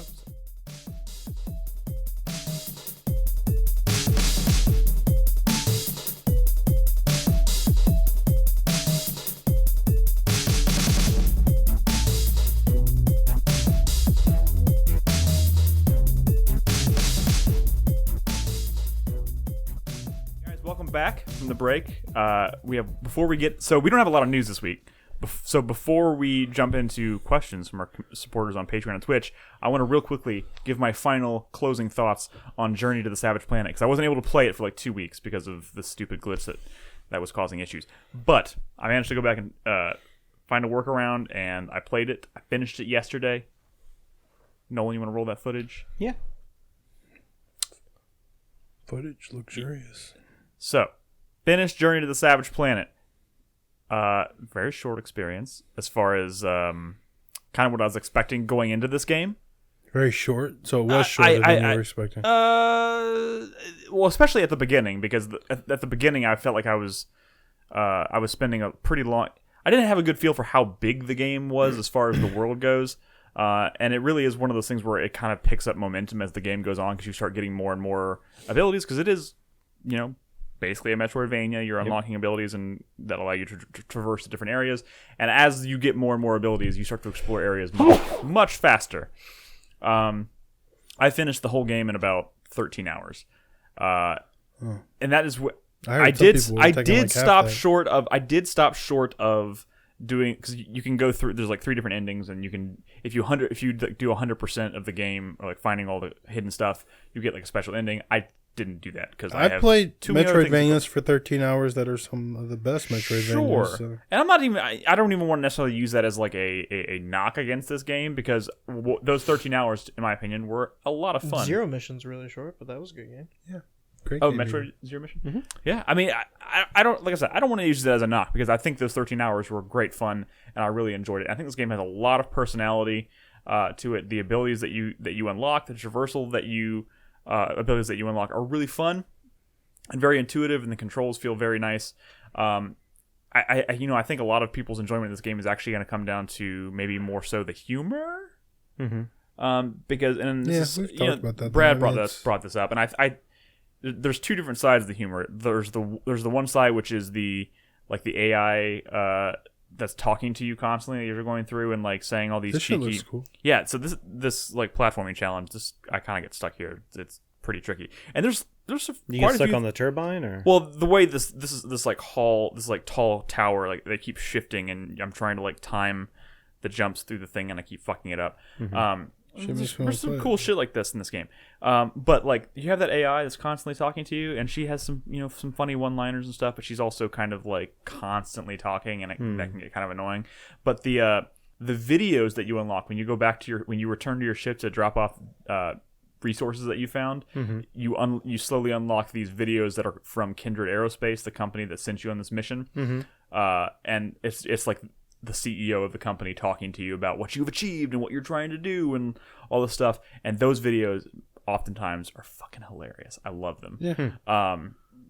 There's a lot of like fake ads for like. Let me ask you this: we've actually funny. Talked about that stuff before. Yeah. My question for you is, the stuff I was curious about that you kind of weren't far enough before.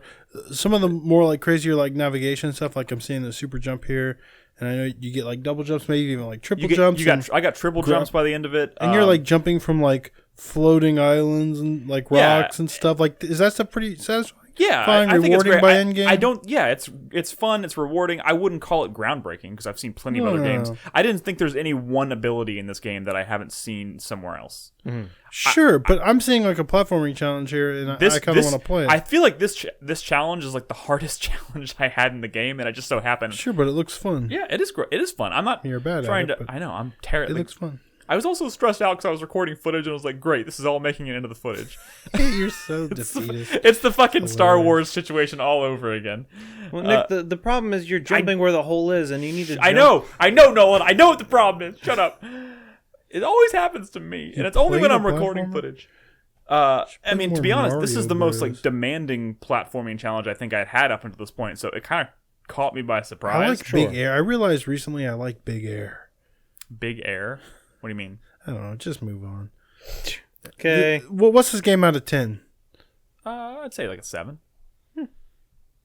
I mean, if you're gonna hold a gun to my head and say give it a number, I'd say a 7. Like, I feel like I'm still trying to figure out if this game's for me, because I feel like if it's for me, it could be really for me, but no one seems to really be head over heels for this thing. But then again, there's games that only I'm head over heels for, so maybe this could be one. I mean, everybody has games that only they're head over heels for. It's Days Gone. Days Gone, man. Days Gone. Days Gone. I'm still thinking about that game on a daily basis. I know. I saw a tweet saying, I want to replay it, but I'm still replaying Red Dead. I do. You're not replaying Red Dead. I played some last weekend. Oh, okay. It's just slow going because I'm playing. You're not going to replay Days Gone, though, right? Yeah, I fucking am. Dude, I'm not even kidding. Smallville and Days Gone is all you need. You know what? That's all I need, You man. I'm find happy. your kinks, and you Did you just call my be true to yourself. Did you just call my appreciation of Smallville and Days Gone my kink? Well, what else is it, Nick? I mean, It's a this is pretty good obviously description. some kind of masochism. I genuinely love those things. Mm-hmm. Exactly. I know you do, because you're wired wrong. God damn it! I walked right into that one. But you know what? Sorry, I think I want to play this. then I mean, Like, it's this looks cool. Worst case scenario, it's like 13 hours that you'd probably blow through in like 3 sittings or something. Like I feel like it's not that big of a commitment. I mean, unless you want to push farther and 100% the game, which I know Mr. Green Toast did it in like 16 hours. I could have done this for like 3 more hours and probably 100% of this game. I feel like if I played Superland for 10 hours, I would have been sad. But here's the thing. But I played Superland for 30 hours, and I was delighted. Here's the thing. I want this to be 30 hours long. I played Superland for 20 hours, and I stopped at like 72% completion. No, you did not. Or 60%? Like 50. No, I was. We talked about it, and the reason I remember that is because as someone who tried to 100% that game, there is so much more to it. Believe it or not. But my point is, I don't feel like I robbed myself of like loving that experience by not 100%ing that game.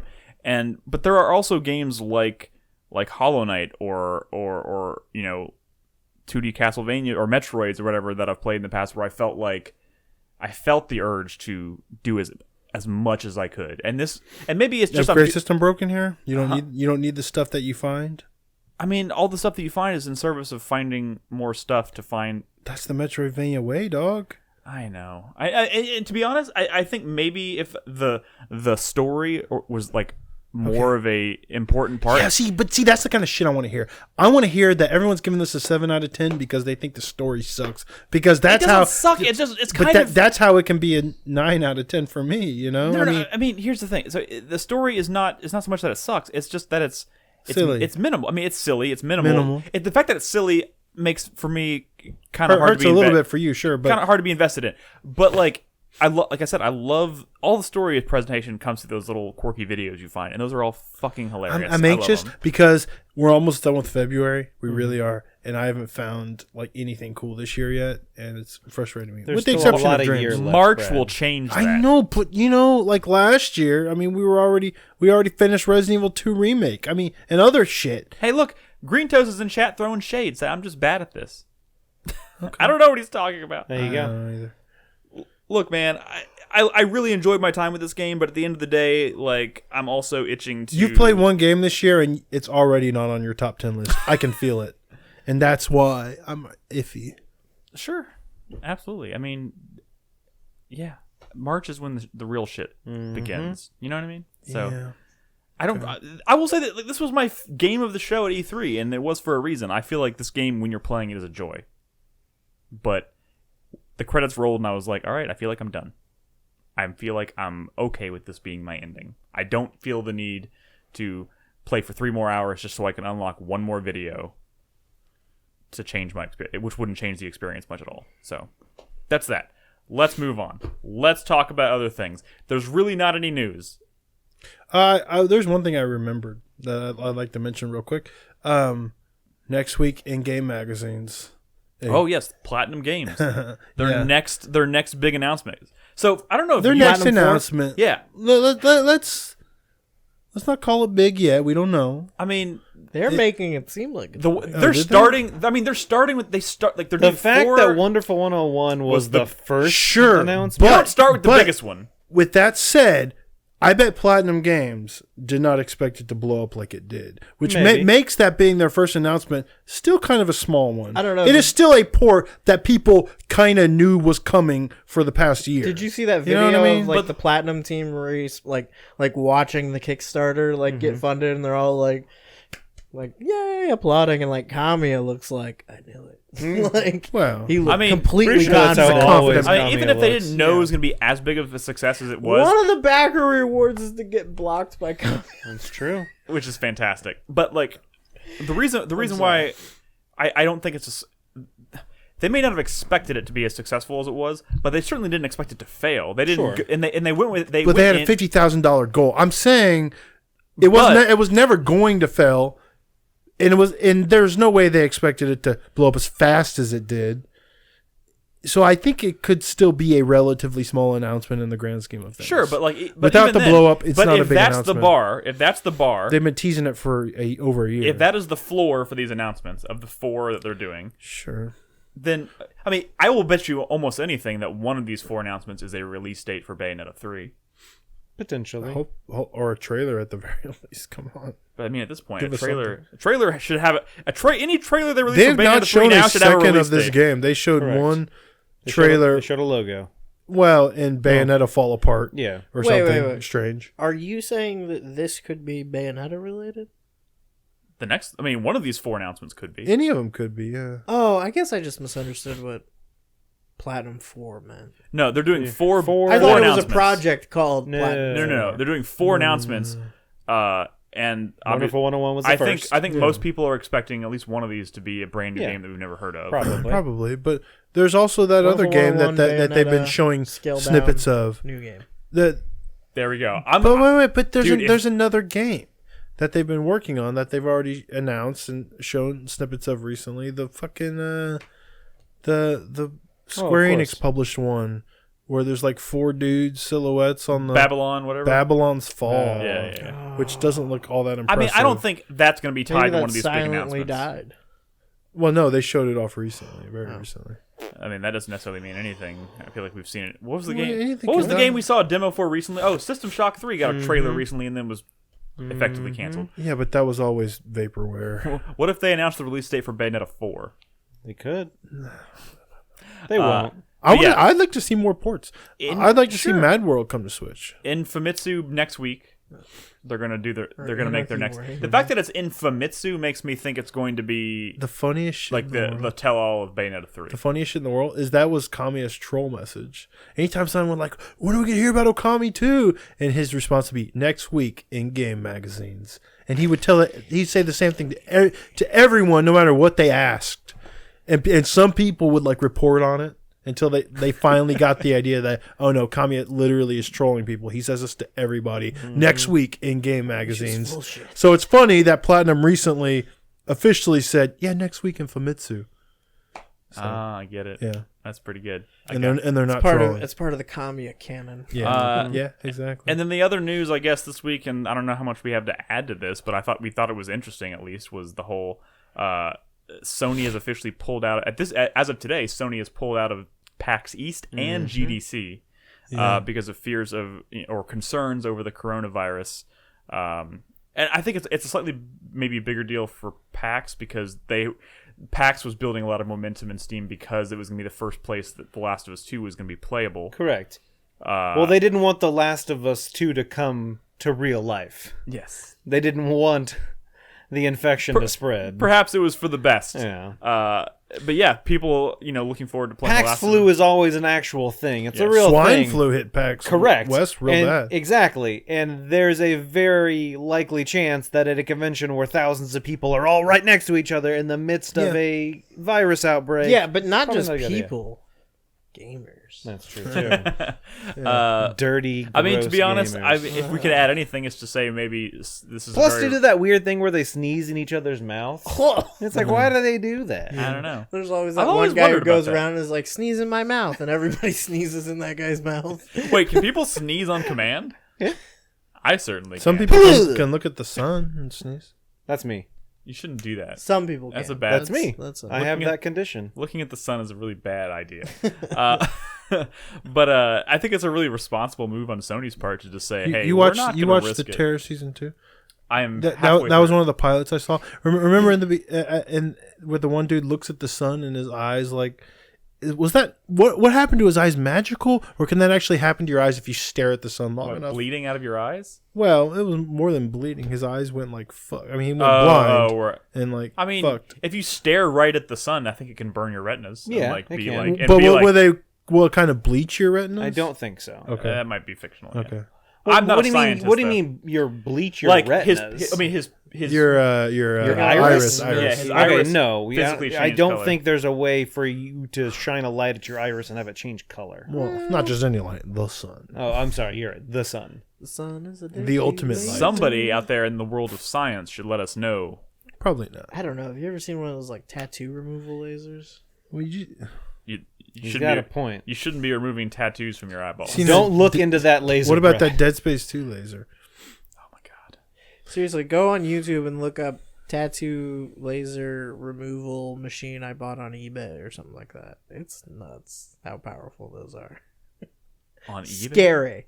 Well, yeah, a video of like one of these engineer channels, like he bought a laser for removing tattoos that he found on eBay and was just like using it on stuff, and it was like terrifying. He like broke like 2 cameras making Jesus. the thing because he just like blasted out the CCD in the He's camera. like, hey guys, I'm gonna point this laser at my dick. No, yeah.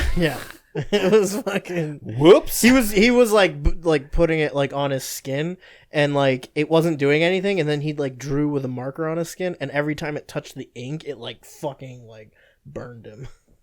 Like it's fucked up. Jesus. Holy shit. All right, I'm sorry, that had nothing to do with anything. let's come back from our break. Oh wait, this isn't the break. This is the show. That's That's all. all- For the that's news. all the That news. was it though. That's it. Yeah, that's all that's really happened this week. But good on you, Sony, for making the smart It decision. could be It all. also could have it been could be interesting 4 if they showed up in Kickstarters. bubbles. I mean, I'm telling you, like, if the next announcement is like, "Hey, we're porting Anarchy Reigns to PC," that shouldn't be that like much of a like. Oh, this is way Here's the lower thing. than If- Wonderful 101. I don't think it would. I don't think it's 4 Kickstarters because here's the thing. Here's the. If by chance, so like they had to have known if the first one they announced was like uber successful, and then like 2 weeks later they did another one, people aren't going to donate to a second one. Like they'll be like, we just gave you Yeah.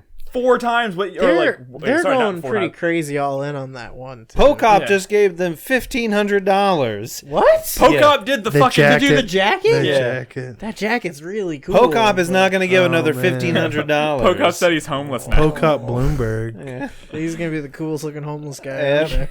Fucking cool. That's what he's. I wanted to do the level that like actually got you the mask, but that was another like $1,000 one. Holy shit. That was nuts. But yeah, they spared no expense when it came to one that, an amiibo. that Kickstarter, man. There's no way they're doing 4 of them.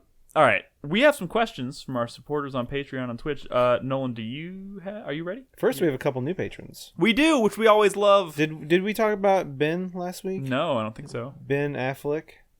Oh yeah, no, it happened during the show. Okay, Remember, I that's was right. like, we have a Ben- new patron. It's Ben, Affleck.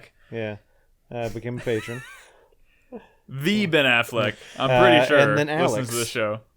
And Alex. Yep. Thank you, So, Alex thanks and Ben Affleck. To our new patrons, we appreciate y'all. We do. We really do. But now let's get to some questions from our community members, Which can be asked by anyone who is a supporter on Patreon. or Or Twitch. Twitch. Or Twitch. So first question this week is from a patron. Wait, are you reading off the doc? Yes. Okay, just want to remind everybody, it's last couple weeks have been kind of wild, so I didn't do it. But as we mentioned, since we're getting a lot of questions these days, and we don't obviously want to, we don't have time to answer them Guys, all. we spend about 40 minutes not talking about games. We can't spend 40 minutes answering questions. Correct. We got to Correct. pick and choose. Correct. Okay. Correct. So what I've been doing is taking all the questions as they come in, putting them into a doc, and then we are going through and answering. So some of these are going to be maybe from a few weeks ago, some of them from today. We're just kind of jump around. I'm keeping track of it. So if you don't hear your question today, we'll still get to it on a future show. It just may not be this week. So All right, from the Drunk Merchant. no, Nolan, no, none of that.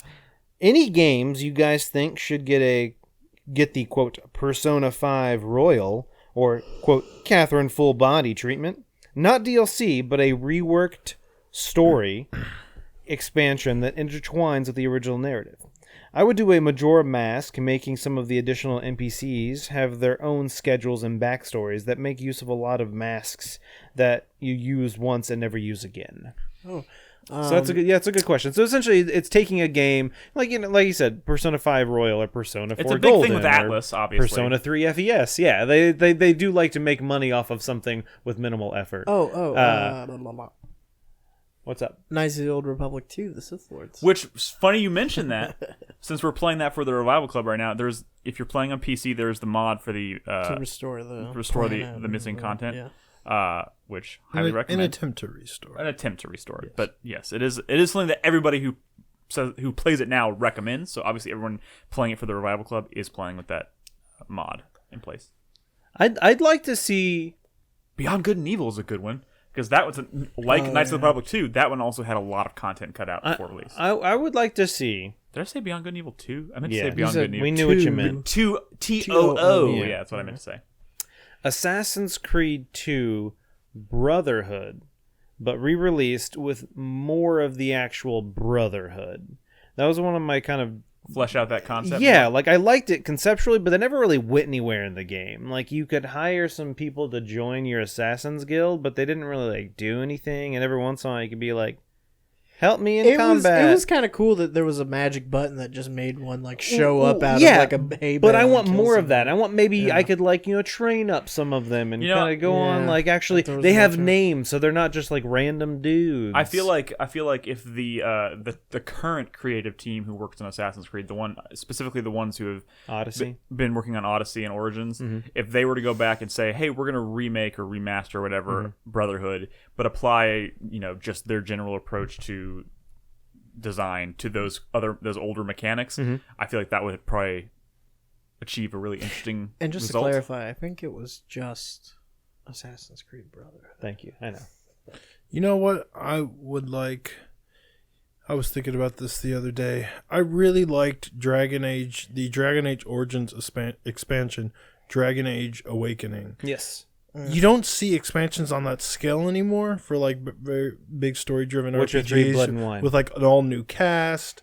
Blood and Wine. Well, Blood and Wine is not that type of RPG, I guess. I guess. I'm talking about I got you. like a huge size expansion where you're getting like a whole new party of characters that are different from the ones that were in the main game. Like I wish they would have done that for Inquisition, honestly. I mean, I think Inquisition had I other hate issues. smaller DLCs. Yeah. And I heard so many good things about Trespasser, but it's still a small DLC, and I have such a hard time going back to a game to play something I think so it's tiny. I think it's an issue with just the game industry now. It's so much crunch goes into getting a game out the door that once it's finally out, they end up just moving on to the next thing because honestly, expansion DLC is not going to make them the money that creating a new game would make. Yeah. Unless the game is already wildly successful, that's what kind of convinces them. to And make you're DLC not for it. wrong about Blood and Wine. I mean, that's another good example of like a really substantial expansion. To be fair, though, the question wasn't about DLC. It was Correct. specifically about releasing a game with additional again, content. just with more stuff. Yeah. Correct, yeah. Yeah, I mean Like fleshed out anything stuff. that yeah. we like, I guess yeah. you could say. All right, well, let's move on. Next question this week from Jeroz. Javros. Just like how Nolan hasn't played Half-Life 2 until recently, what's your most surprising, no, I actually haven't played that game? Half-Life 1.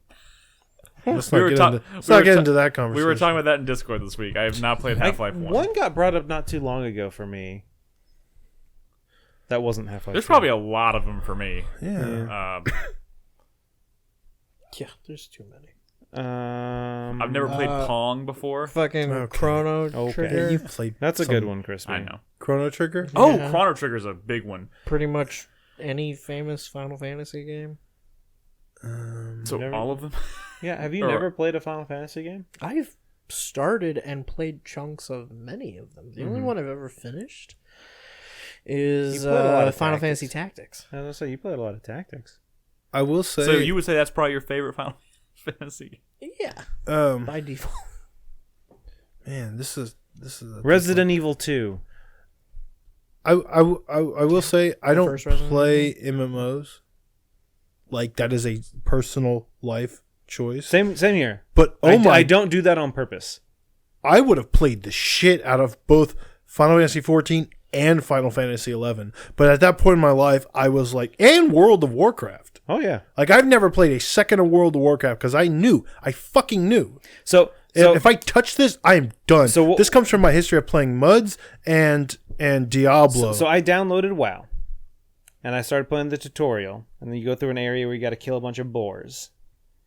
And I had so much fun killing those if boars. You're a lions. What? Okay. That I ended up like deciding not to continue with it because I was like, no, I'm gonna get addicted to this shit, and I put it down immediately. Yeah. Same with 11. When 11 came out, like on the PlayStation, and I was like, what? I can play like an online game on my PlayStation and like all this stuff, and I wouldn't let myself do it. Yeah. Remember when Diablo 3 got announced? Like way before it finally came out? Mm-hmm.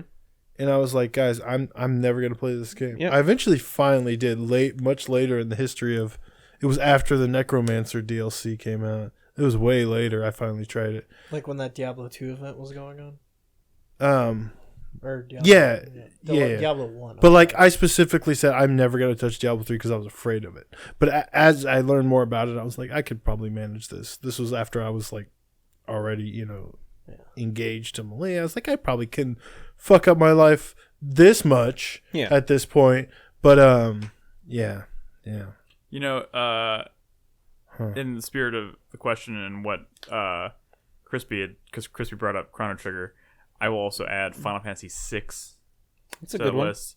As someone, especially for someone like me who has historically been a fan of the series since 7 and has played every single core entry in the franchise since then. Mm-hmm.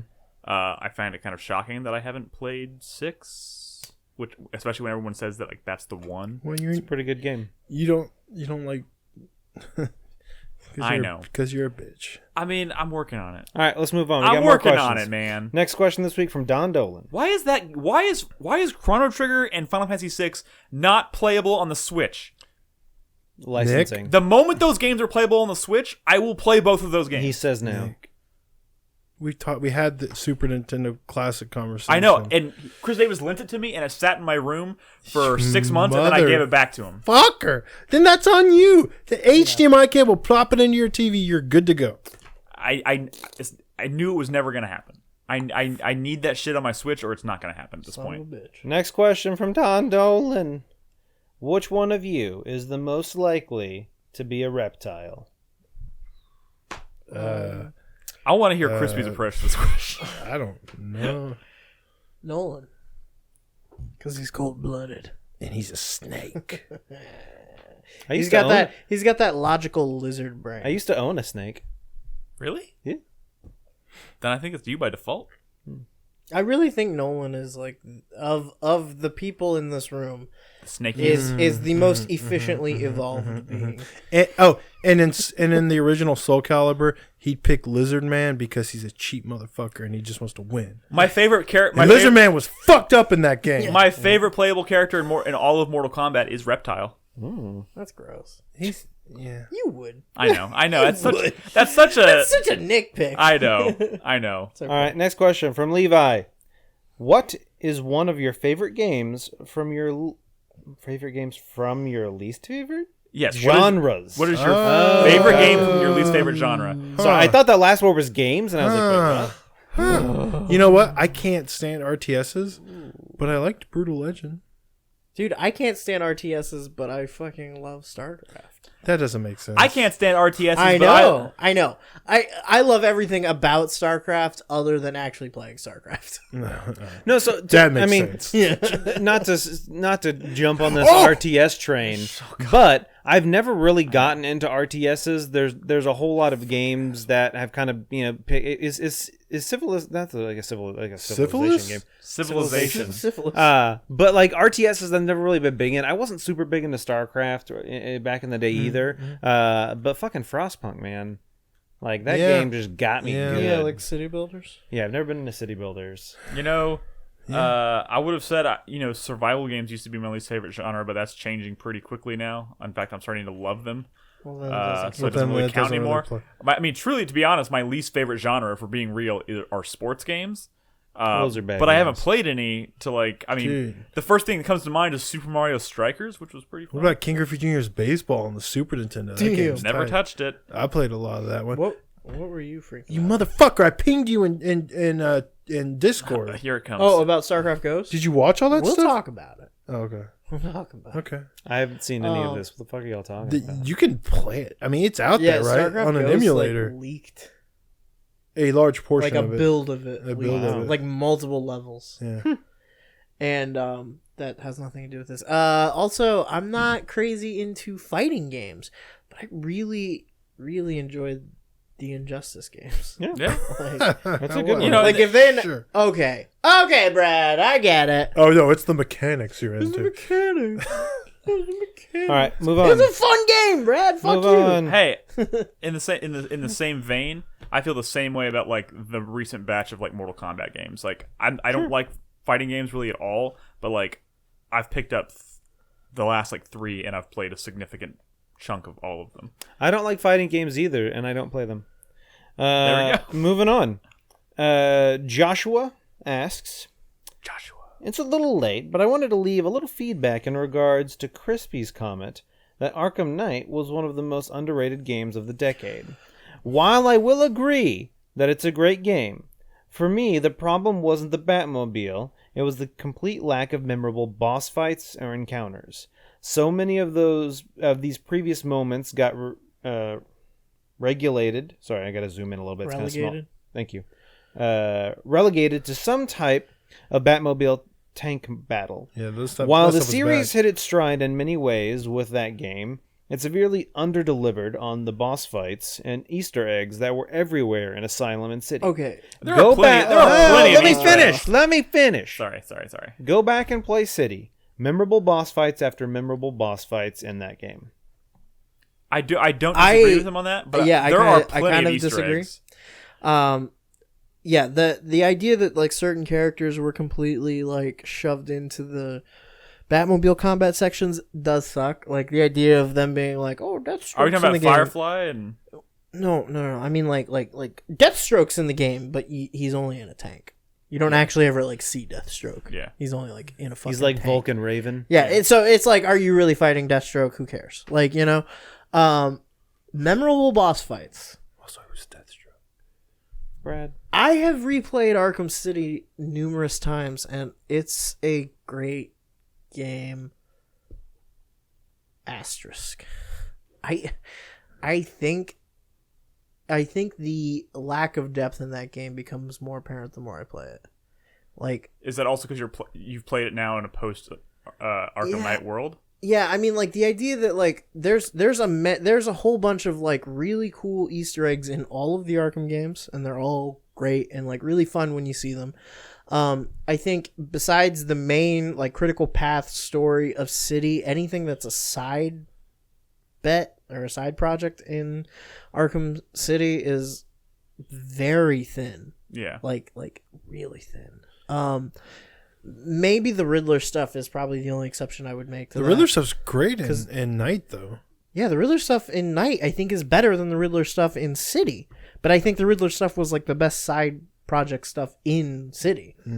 I didn't like the structure of that game, too. I feel like anytime to get to wait, anyone... which one, City or City. And with the exception of... Because it took forever to get to anyone. Yeah, with the exception of the Mr. Freeze fight, I also kind of don't agree that Arkham City has like a bunch of super memorable boss fights. Also, boss fights overrated. Yeah. Like the Scarecrow thing from Arkham Asylum was really cool, like the first time. Yeah. Like I feel like I've seen everybody do that since it's then. been repeated. You know? And you know, like And when I think of Arkham Knight, the first things I think about are like the encounters with the what do they call? What's the bat? Man-Bat? The Man-Bat, like because they can happen and like they can take you by complete yeah, like surprise. the first time you're like going up you're shooting up a ledge of a building, and he just like pops up, and you're like, "Rah!" Yeah, like just yeah, you can get it's fucking tackled- terrifying. You can get like tackled out of the sky and shit, and like that stuff's nuts. It's fucking nuts.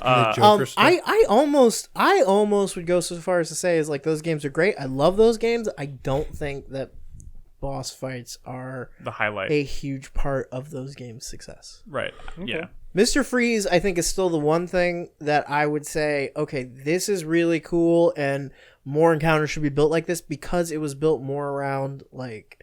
Outsmarting. Yeah, outsmarting him and, like, using his gadgets and his skills rather than just, like, fighting him. Yeah. And that doesn't happen enough. Where that kind of gameplay really shines is more in, like, the puzzle room aspects of, like, clear this room without getting spotted kind of thing. Gotcha. And yeah.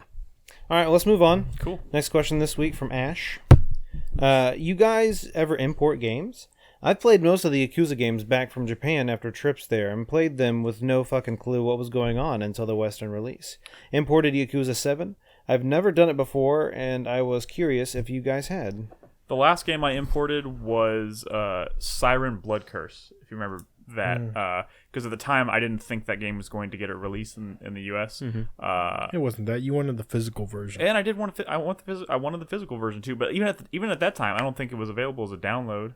Oh, I thought it was. I could be wrong, but yeah, I imported that. I feel like there's one other one that I imported, and I can't remember what the fuck it Imported was. stuff in like the DS days because that stuff was. I imported a Dragon Ball Z game in the PlayStation 1. I was just about to bring that up. Was it Dragon Ball Z 22 or something? I'm trying to remember. No, the one where he's wearing the blue gi on the cover. Yeah. The one that was like the only Dragon Ball Final Battle. Z fighting game for a long time. Ultimate Because Battle like 22. before Ultimate Battle 22, I think. before like Legend of Goku or whatever came out for the Game Boy Advance. I think it was Ultimate Battle 22 was the one I imported, and it was the one where you had to fucking use the paperclip on your PlayStation 1 to get it to like read the disc or whatever because it wouldn't actually read it.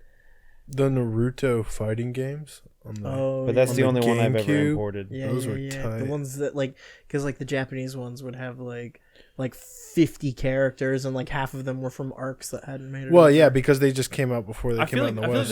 there's not as much of a need for importing these days. 'Cause Not anymore. So much stuff makes it across Yeah. across the pond now. I It's think not, I've only imported 2 things, and they were both Gundam games, and both times they it suck. was real like okay. Why did I do this?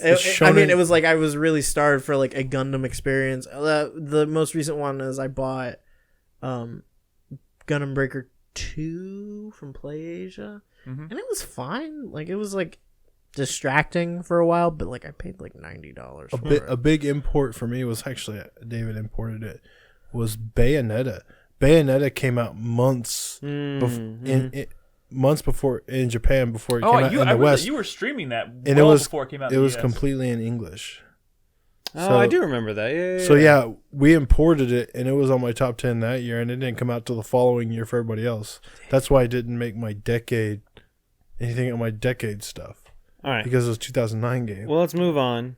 Final question this week from our new patron, Nick. Not me. Whoops. Nick, not me, sat on the shrink ray remote, so that Nick, That's me. and has shrunk the rest of the 4-player network down to 6 inches tall. Unfortunately, the batteries are flat, and the replacements are on the top shelf, so it looks like you are stuck like this forever. How do you make the best of this situation? On an unrelated topic, is Nick getting Henry's clothes when he grows out of them? Damn.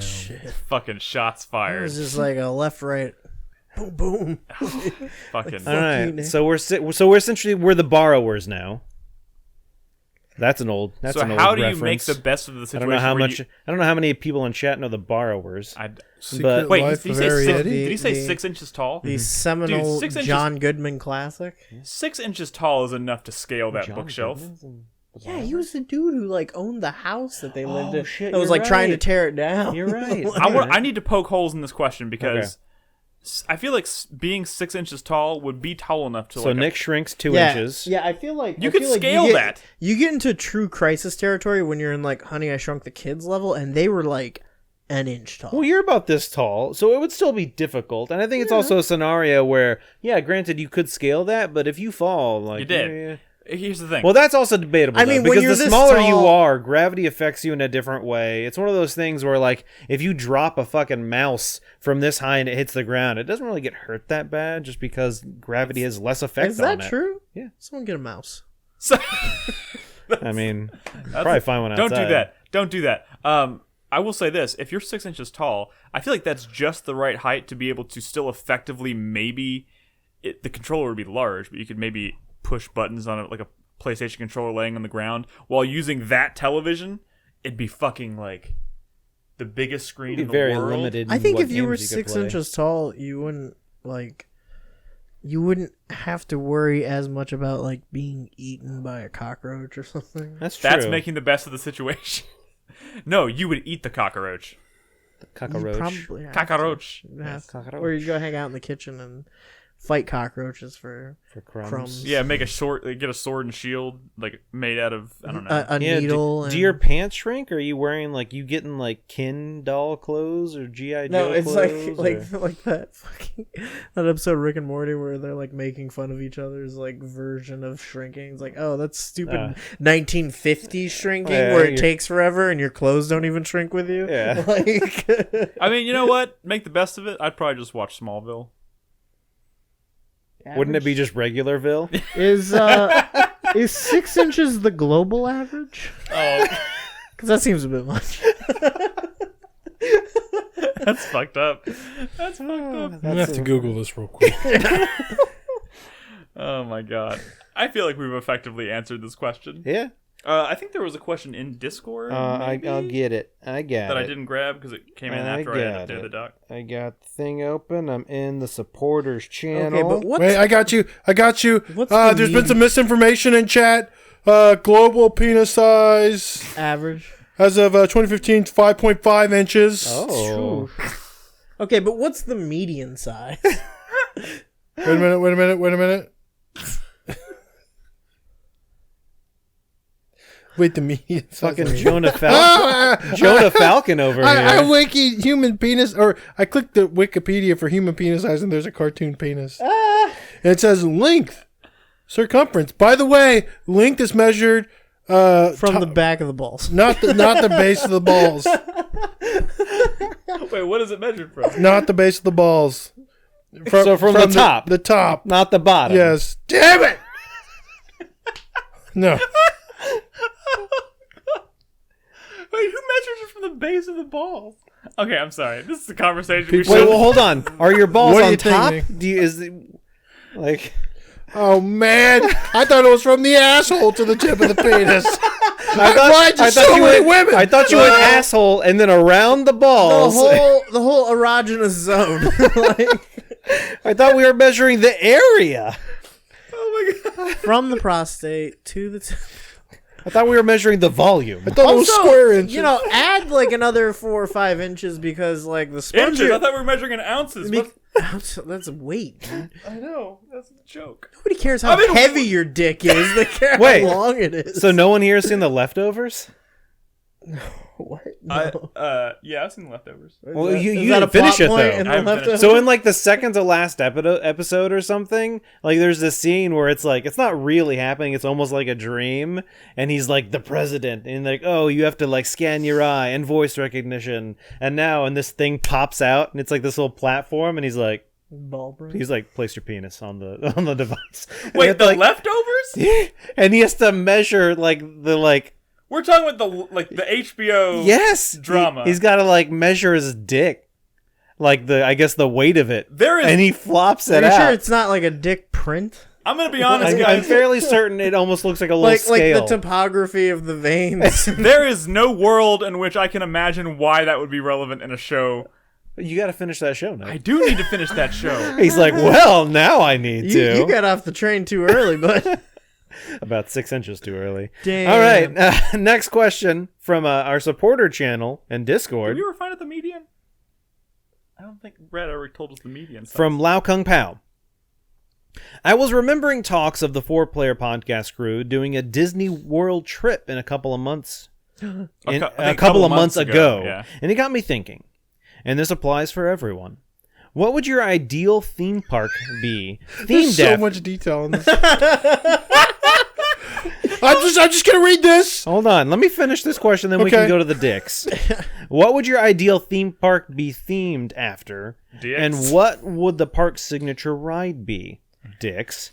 For me, I would like to see a fully functional, interactive VR Pokemon Stadium-like attraction. What about you guys?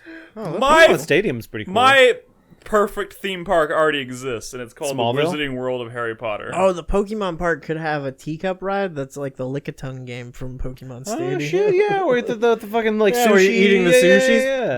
Yeah. Or whatever. Yeah.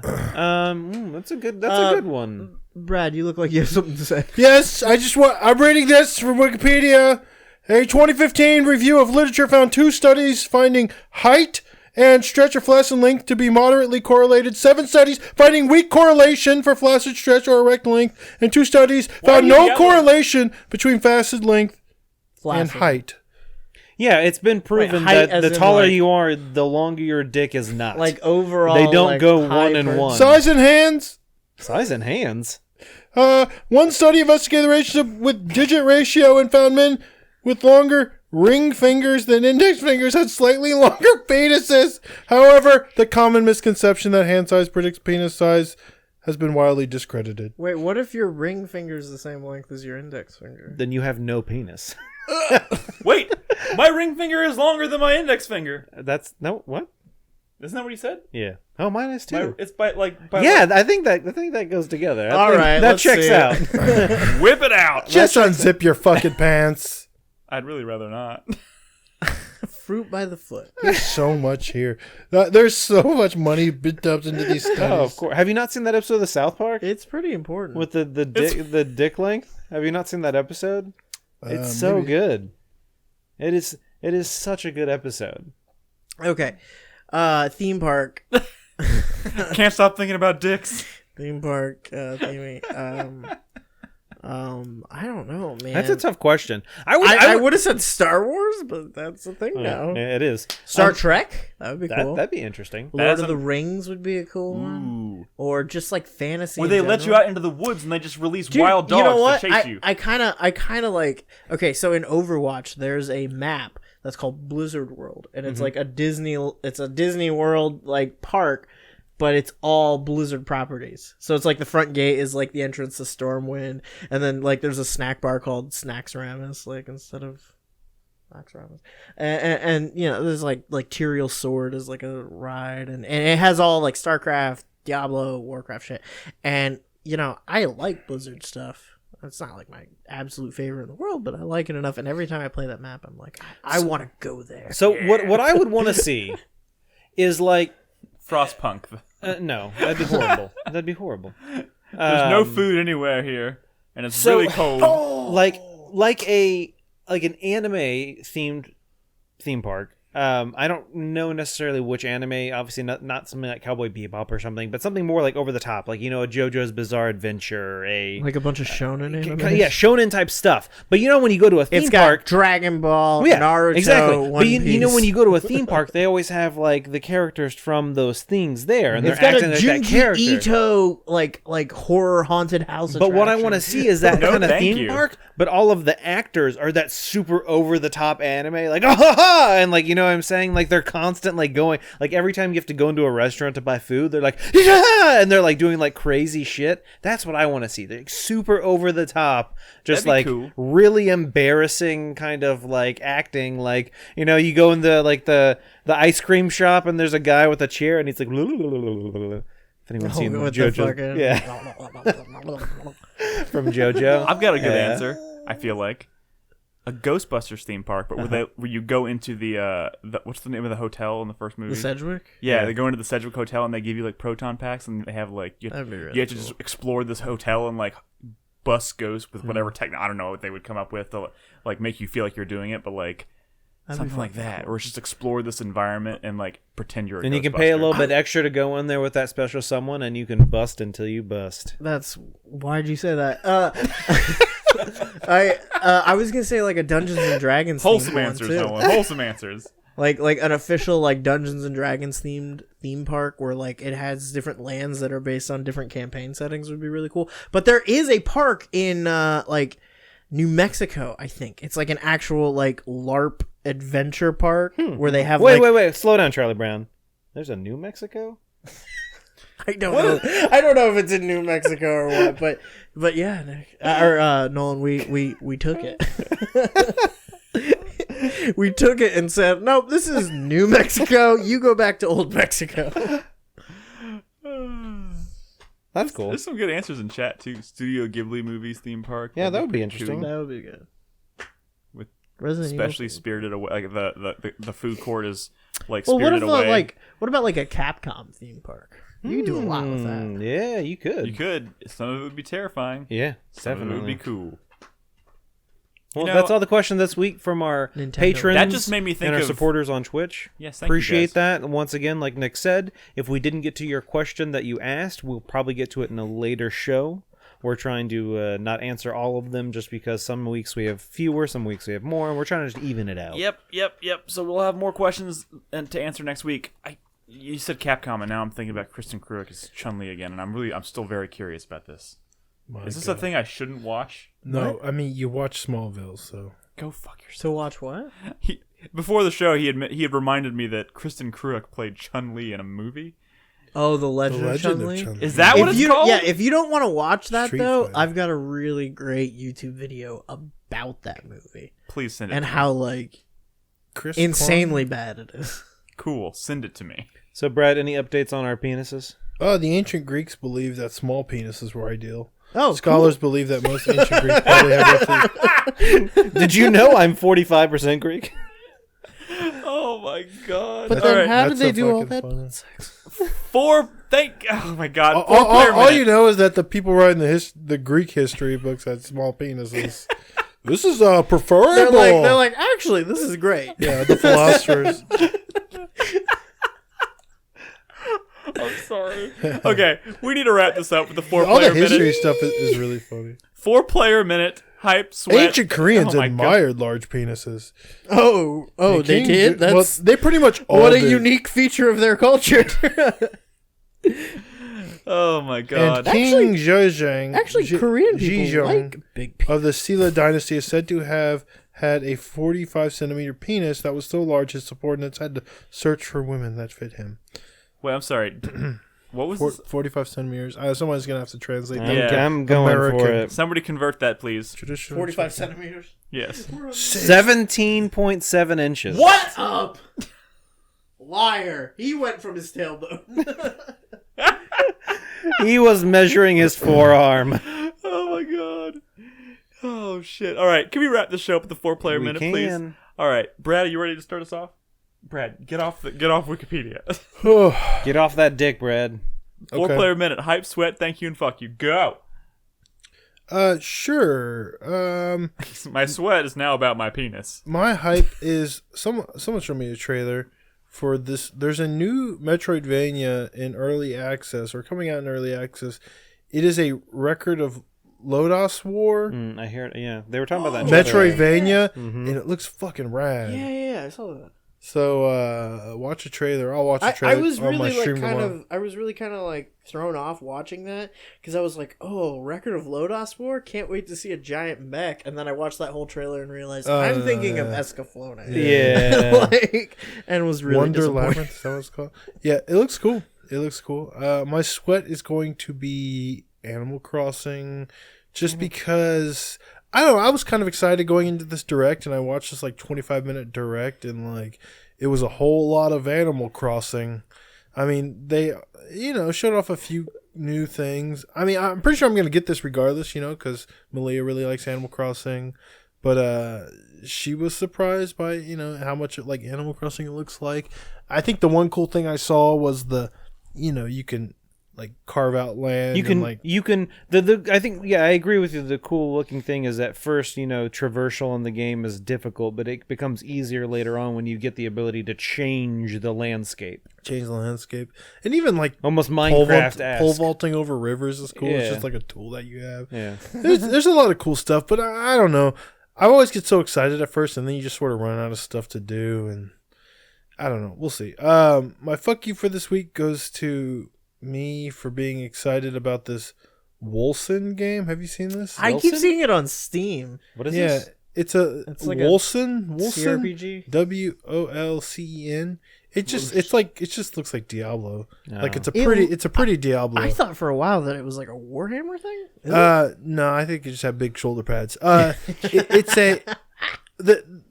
Fuck me Got him. because I know I shouldn't pick this up because all the reviews are saying like it's a buggy fucking mess. Like I think it's like mixed on Steam right now, but like everyone's playing. Like it seems like it's really popular. So it seems like, man, maybe I should get in there. I don't know how much to trust Steam reviews. Like anymore. the skills and shit look good though. I mean, it's a nice looking game, and the skills look fucking rad. And I don't know. I mean, I just kind of want to. I realize that I miss those kind of games.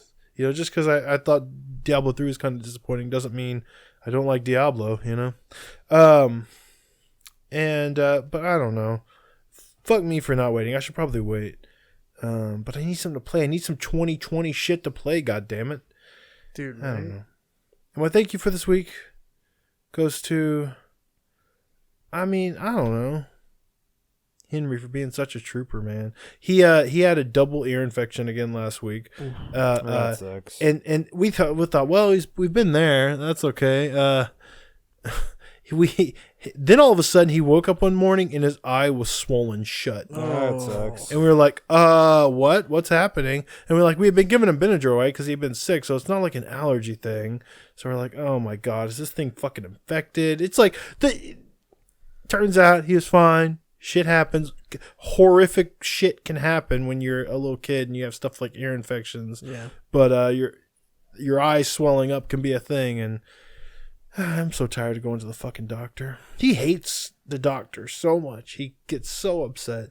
But, he's a trooper. Thanks, Henry, for being a trooper. He's always in a good fucking mood. Even when he can't see out of one eye, he's in a good fucking mood. So One of my coworkers thanks, buddy. thought he had like pink eye or something like that. Turns out shingles in his eye. He had like 50 cysts. Why would you tell us this God. story? His doctor was like, I think your vision's gonna come back, and if it does, can I do a case study on you? Yeah. How did they get? You know what? I don't know. Is he okay now? Yeah.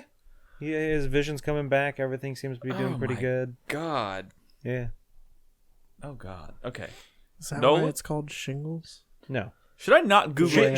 Shingles is a mutation of cysts? chickenpox. Should I not Google image shingles? No, it's fine. Most people probably will get shingles in their lifetime at some point, but generally it's just like on your skin somewhere. Him having it in his eye was super weird. Why do you want to Google it? Why? What? Morbid curiosity. Oh my God. But he won't watch the dinner party You're episode probably of The seeing Office. like the most extreme cases of shingles. Yeah, that's why you don't Google He'll sit stuff. there and Google shingles, but he won't watch. All right, my 4-player minute starts now. My hype. Maybe Wait, The Office or Black Mirror? Maybe Asgard's Wrath. No, the dinner. I'm sorry. Asgard's Wrath. Nick playing? I really liked what I saw of Nick playing it. It might be something I want to check out. It's cool. That tutorial's pretty long though. That's okay. We'll see. It looked pretty hype. I hope that next week I have a lot more to say It about seems like it. it could be a lot of fun. My sweat goes to I'm gonna be sweating on April 5th because I signed up for a 10K, and my goal is to finish it. How many miles is that? It's only 6.2, but my goal is to finish it in under an hour. I'm aiming. I'd like to aim for like 55 minutes, but that's gonna be tough. My fastest 10K is an hour and 3 minutes. Just gotta shave 3 minutes off. Hour, 3 minutes, and 54 seconds. 4 minutes. Gotta shave 4 minutes off. So I've We been need to give Nolan some video game homework, though. I've been training. I think we should find something manageable for Nolan to play that he could report. But you know what? This is what I want you to play before next show. Okay. This you could find an hour in a week. Okay. To try. I want to hear your opinions on that Legend of Bumbo game. Bumbo? Yeah, Bumbo. Because it seems like the kind of game you'd like, and it is in the universe of Isaac, which, yeah. Okay. Yeah, try that out. If anyone's going to play it, it's you. That's probably true. My sweat is going to go to Animal Crossing New Horizons. I watched that Nintendo Direct. I kind of want to get the game. I'm worried if I do, I'm going to get addicted to it. But similar to what Brad was saying, I think it's going to be like a really fucking harsh addiction for like 2 months where that's all I do. Yeah. And then the game drops off and I never touch it again, which is generally how I do with all games. But I don't know. It might be, I don't know how many hundreds of hours I could sink into it. Yeah, it is So very much charming. charm, man. And then my fuck you is going to go to myself for my half marathon. I'm very upset that I missed my goal by just over a minute and a half. I think It's so close yet so far. We're proud of you, Nolan. Well, thank you. I mean, It would have been it's nice. an accomplishment to run the fucking thing, Nolan. Yeah, I know. But yeah, that's Cool. it. That's my 4-player minute. Thank you, Nolan. Also, we Crispy? still don't know if Carlos actually ran it. He seems like the kind of guy who just show up and He take a did. picture with someone else's. He did run it. Dude, I don't know, man. Like, wait a minute. So, like, he hasn't been eating lunch with me at work because he's been going to the gym? Yes, Maybe he hasn't been going to the gym. Maybe he just stopped eating lunch with me at work. maybe. That son of a bitch. My hype this week is for the gameplay reveal of Baldur's Gate 3. Oh, yeah. I really Oh wanna- my god, I forgot about that. Next week, I baby. really Holy wanna- shit. I really Is that wanna gonna be see before it. That's next- crazy. Is that before the next show? That's PAX East. PAX East. I guess next weekend. Yeah, next weekend. So two weeks. Two shows from my now. fuck you for this week is anyone if you're at PAX East and you're not feeling well, don't go anywhere near the Larian booth, okay, you motherfuckers. Stay away. I don't want you giving any of them corona. They need to finish Baldur's Gate 3, damn it. Don't sneeze in anybody's mouth. Yeah, super excited. I mean, like like Baldur's Gate sequel coming out Wow. in like this golden age of D&D and tabletop RPGs. Like, I hope especially after what Larian did with fucking Divinity. Divinity Original OS2 and everything, and like the Game Master mode and all that shit. Dude. Man, oh my god, Dude. oh my god. My So we'll see what it looks like. I'm gonna do like I'm going to do like a wide eye sense of awe and like terrible splendor Okay. for dreams. Hmm. It's an amazing accomplishment, and I really hope that they are able to build a community that like kind of warrants the massive amount of ambition they obviously put into Dude, that they game. already have, man. They brought it over from Little Big Planet. I know, but like more. Yeah, Little. Like, I mean, even though it Little would Big be Planet was cool- successful, it like it's like nowadays you don't hear people talking about it very much. It would be cool if we're like still regularly like hearing about like neat things people are doing in dreams like 5 years from now, like how you hear about people making shit in Minecraft, you know? Yeah. My sense of closure this week goes to StarCraft Ghost. Because like we were talking about earlier, it's like I guess a whole bunch of like a build of the game got leaked, and people were playing it, and like someone posted a video online of like levels 3 through 6 or something like that, and I was watching it, and like StarCraft Ghost has been like this albatross hanging around my neck for most of my life now. Like, I was really excited about that game when I was, like, 14, 15. I'm 32 now. Mm-hmm. You know? So, like, more than half of my life, almost. Or just about. Just a little over. And like, that has always been, like, one of my biggest regrets. Like, oh, what would have happened if they would have just finished it? Like, what if that had come out and been an amazing game and, like, had been, like, this like, developmental, like, step in my love of video games, and like what could have come from that, and what if StarCraft had like evolved in a different direction instead of them doing like StarCraft 2 and you know whatever, right? I watched the gameplay from that video and I was kind of like, oh, and that was like the entirety of my reaction. Yeah. It was just kind of like, oh, you know, like everything that wasn't like the stealth stuff. You literally felt a weight lift off your shoulders. Yeah, I did. I mean, it was almost like, I don't know. It's like, imagine if you dated a girl in college that you thought you were going to marry and you were like deeply in love with, and she broke up with you and you haven't seen her in years. And then like you just like ran into her years later and she was married and like had kids, and you're like, oh, you like are happy and did well for yourself. And now like I feel kind of like closure with the whole thing. Like I feel like I can put you away now and just like move on with my life. And that's kind of how I feel about StarCraft Ghost now. Until I thought you now. were gonna say you saw her and she looked like a No. N64 game. Yeah. Well, there's that. But that game also was like supposed to come out in like 2003. You know. So Yeah. In 2003, that game looked fine. Yeah, it looked fine. It wasn't the tops. It wasn't Metroid Prime or even like Halo. Yet it somehow became this like. But it was also also an incomplete build of the game too. So I don't know. I mean, like, Well, it became the Albatross because that never came out. yeah, and not only that, but it also had this weird mutating like development period where like they just kept adding things to the game, and then like they canned one studio and brought in another, and then they're like, oh, we're doing this entire ambitious like asymmetrical multiplayer to it now, and like that shit was. All I know is at one point the developer was the developer of Metal Arm's Glitch in the System. And that's one of the best jimmies of that generation. Yeah.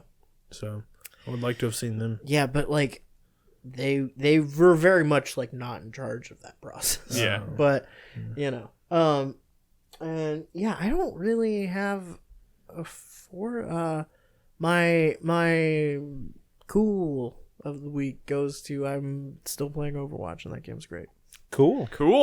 Oh no, you know what? Too late. I do want to make mention of the new It's No written Man's in Sky. stone. The No Man's Sky update, the Living Ships update. Yeah. They've added a bunch of cool new stuff to the game, and it looks cool. Looks rad. Looks crazy.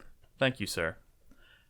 My 4-player minute starts now. My hype this week goes to, now that I've finished Stormland and I finished Journey to the Savage Planet, I'm going to devote some time this weekend to really. I started playing Knights of the Old Republic 2 last week. I got about 2 hours into it, but this week I'm going to take like a deeper dive, and I'm really looking forward to that game because it's a game I've wanted to play for years and years and years, and I never did, which is strange because I love the first one. So I'm really really glad we're playing it. How far are you? I've only played 2 hours so far. I'm You still just said that. yeah.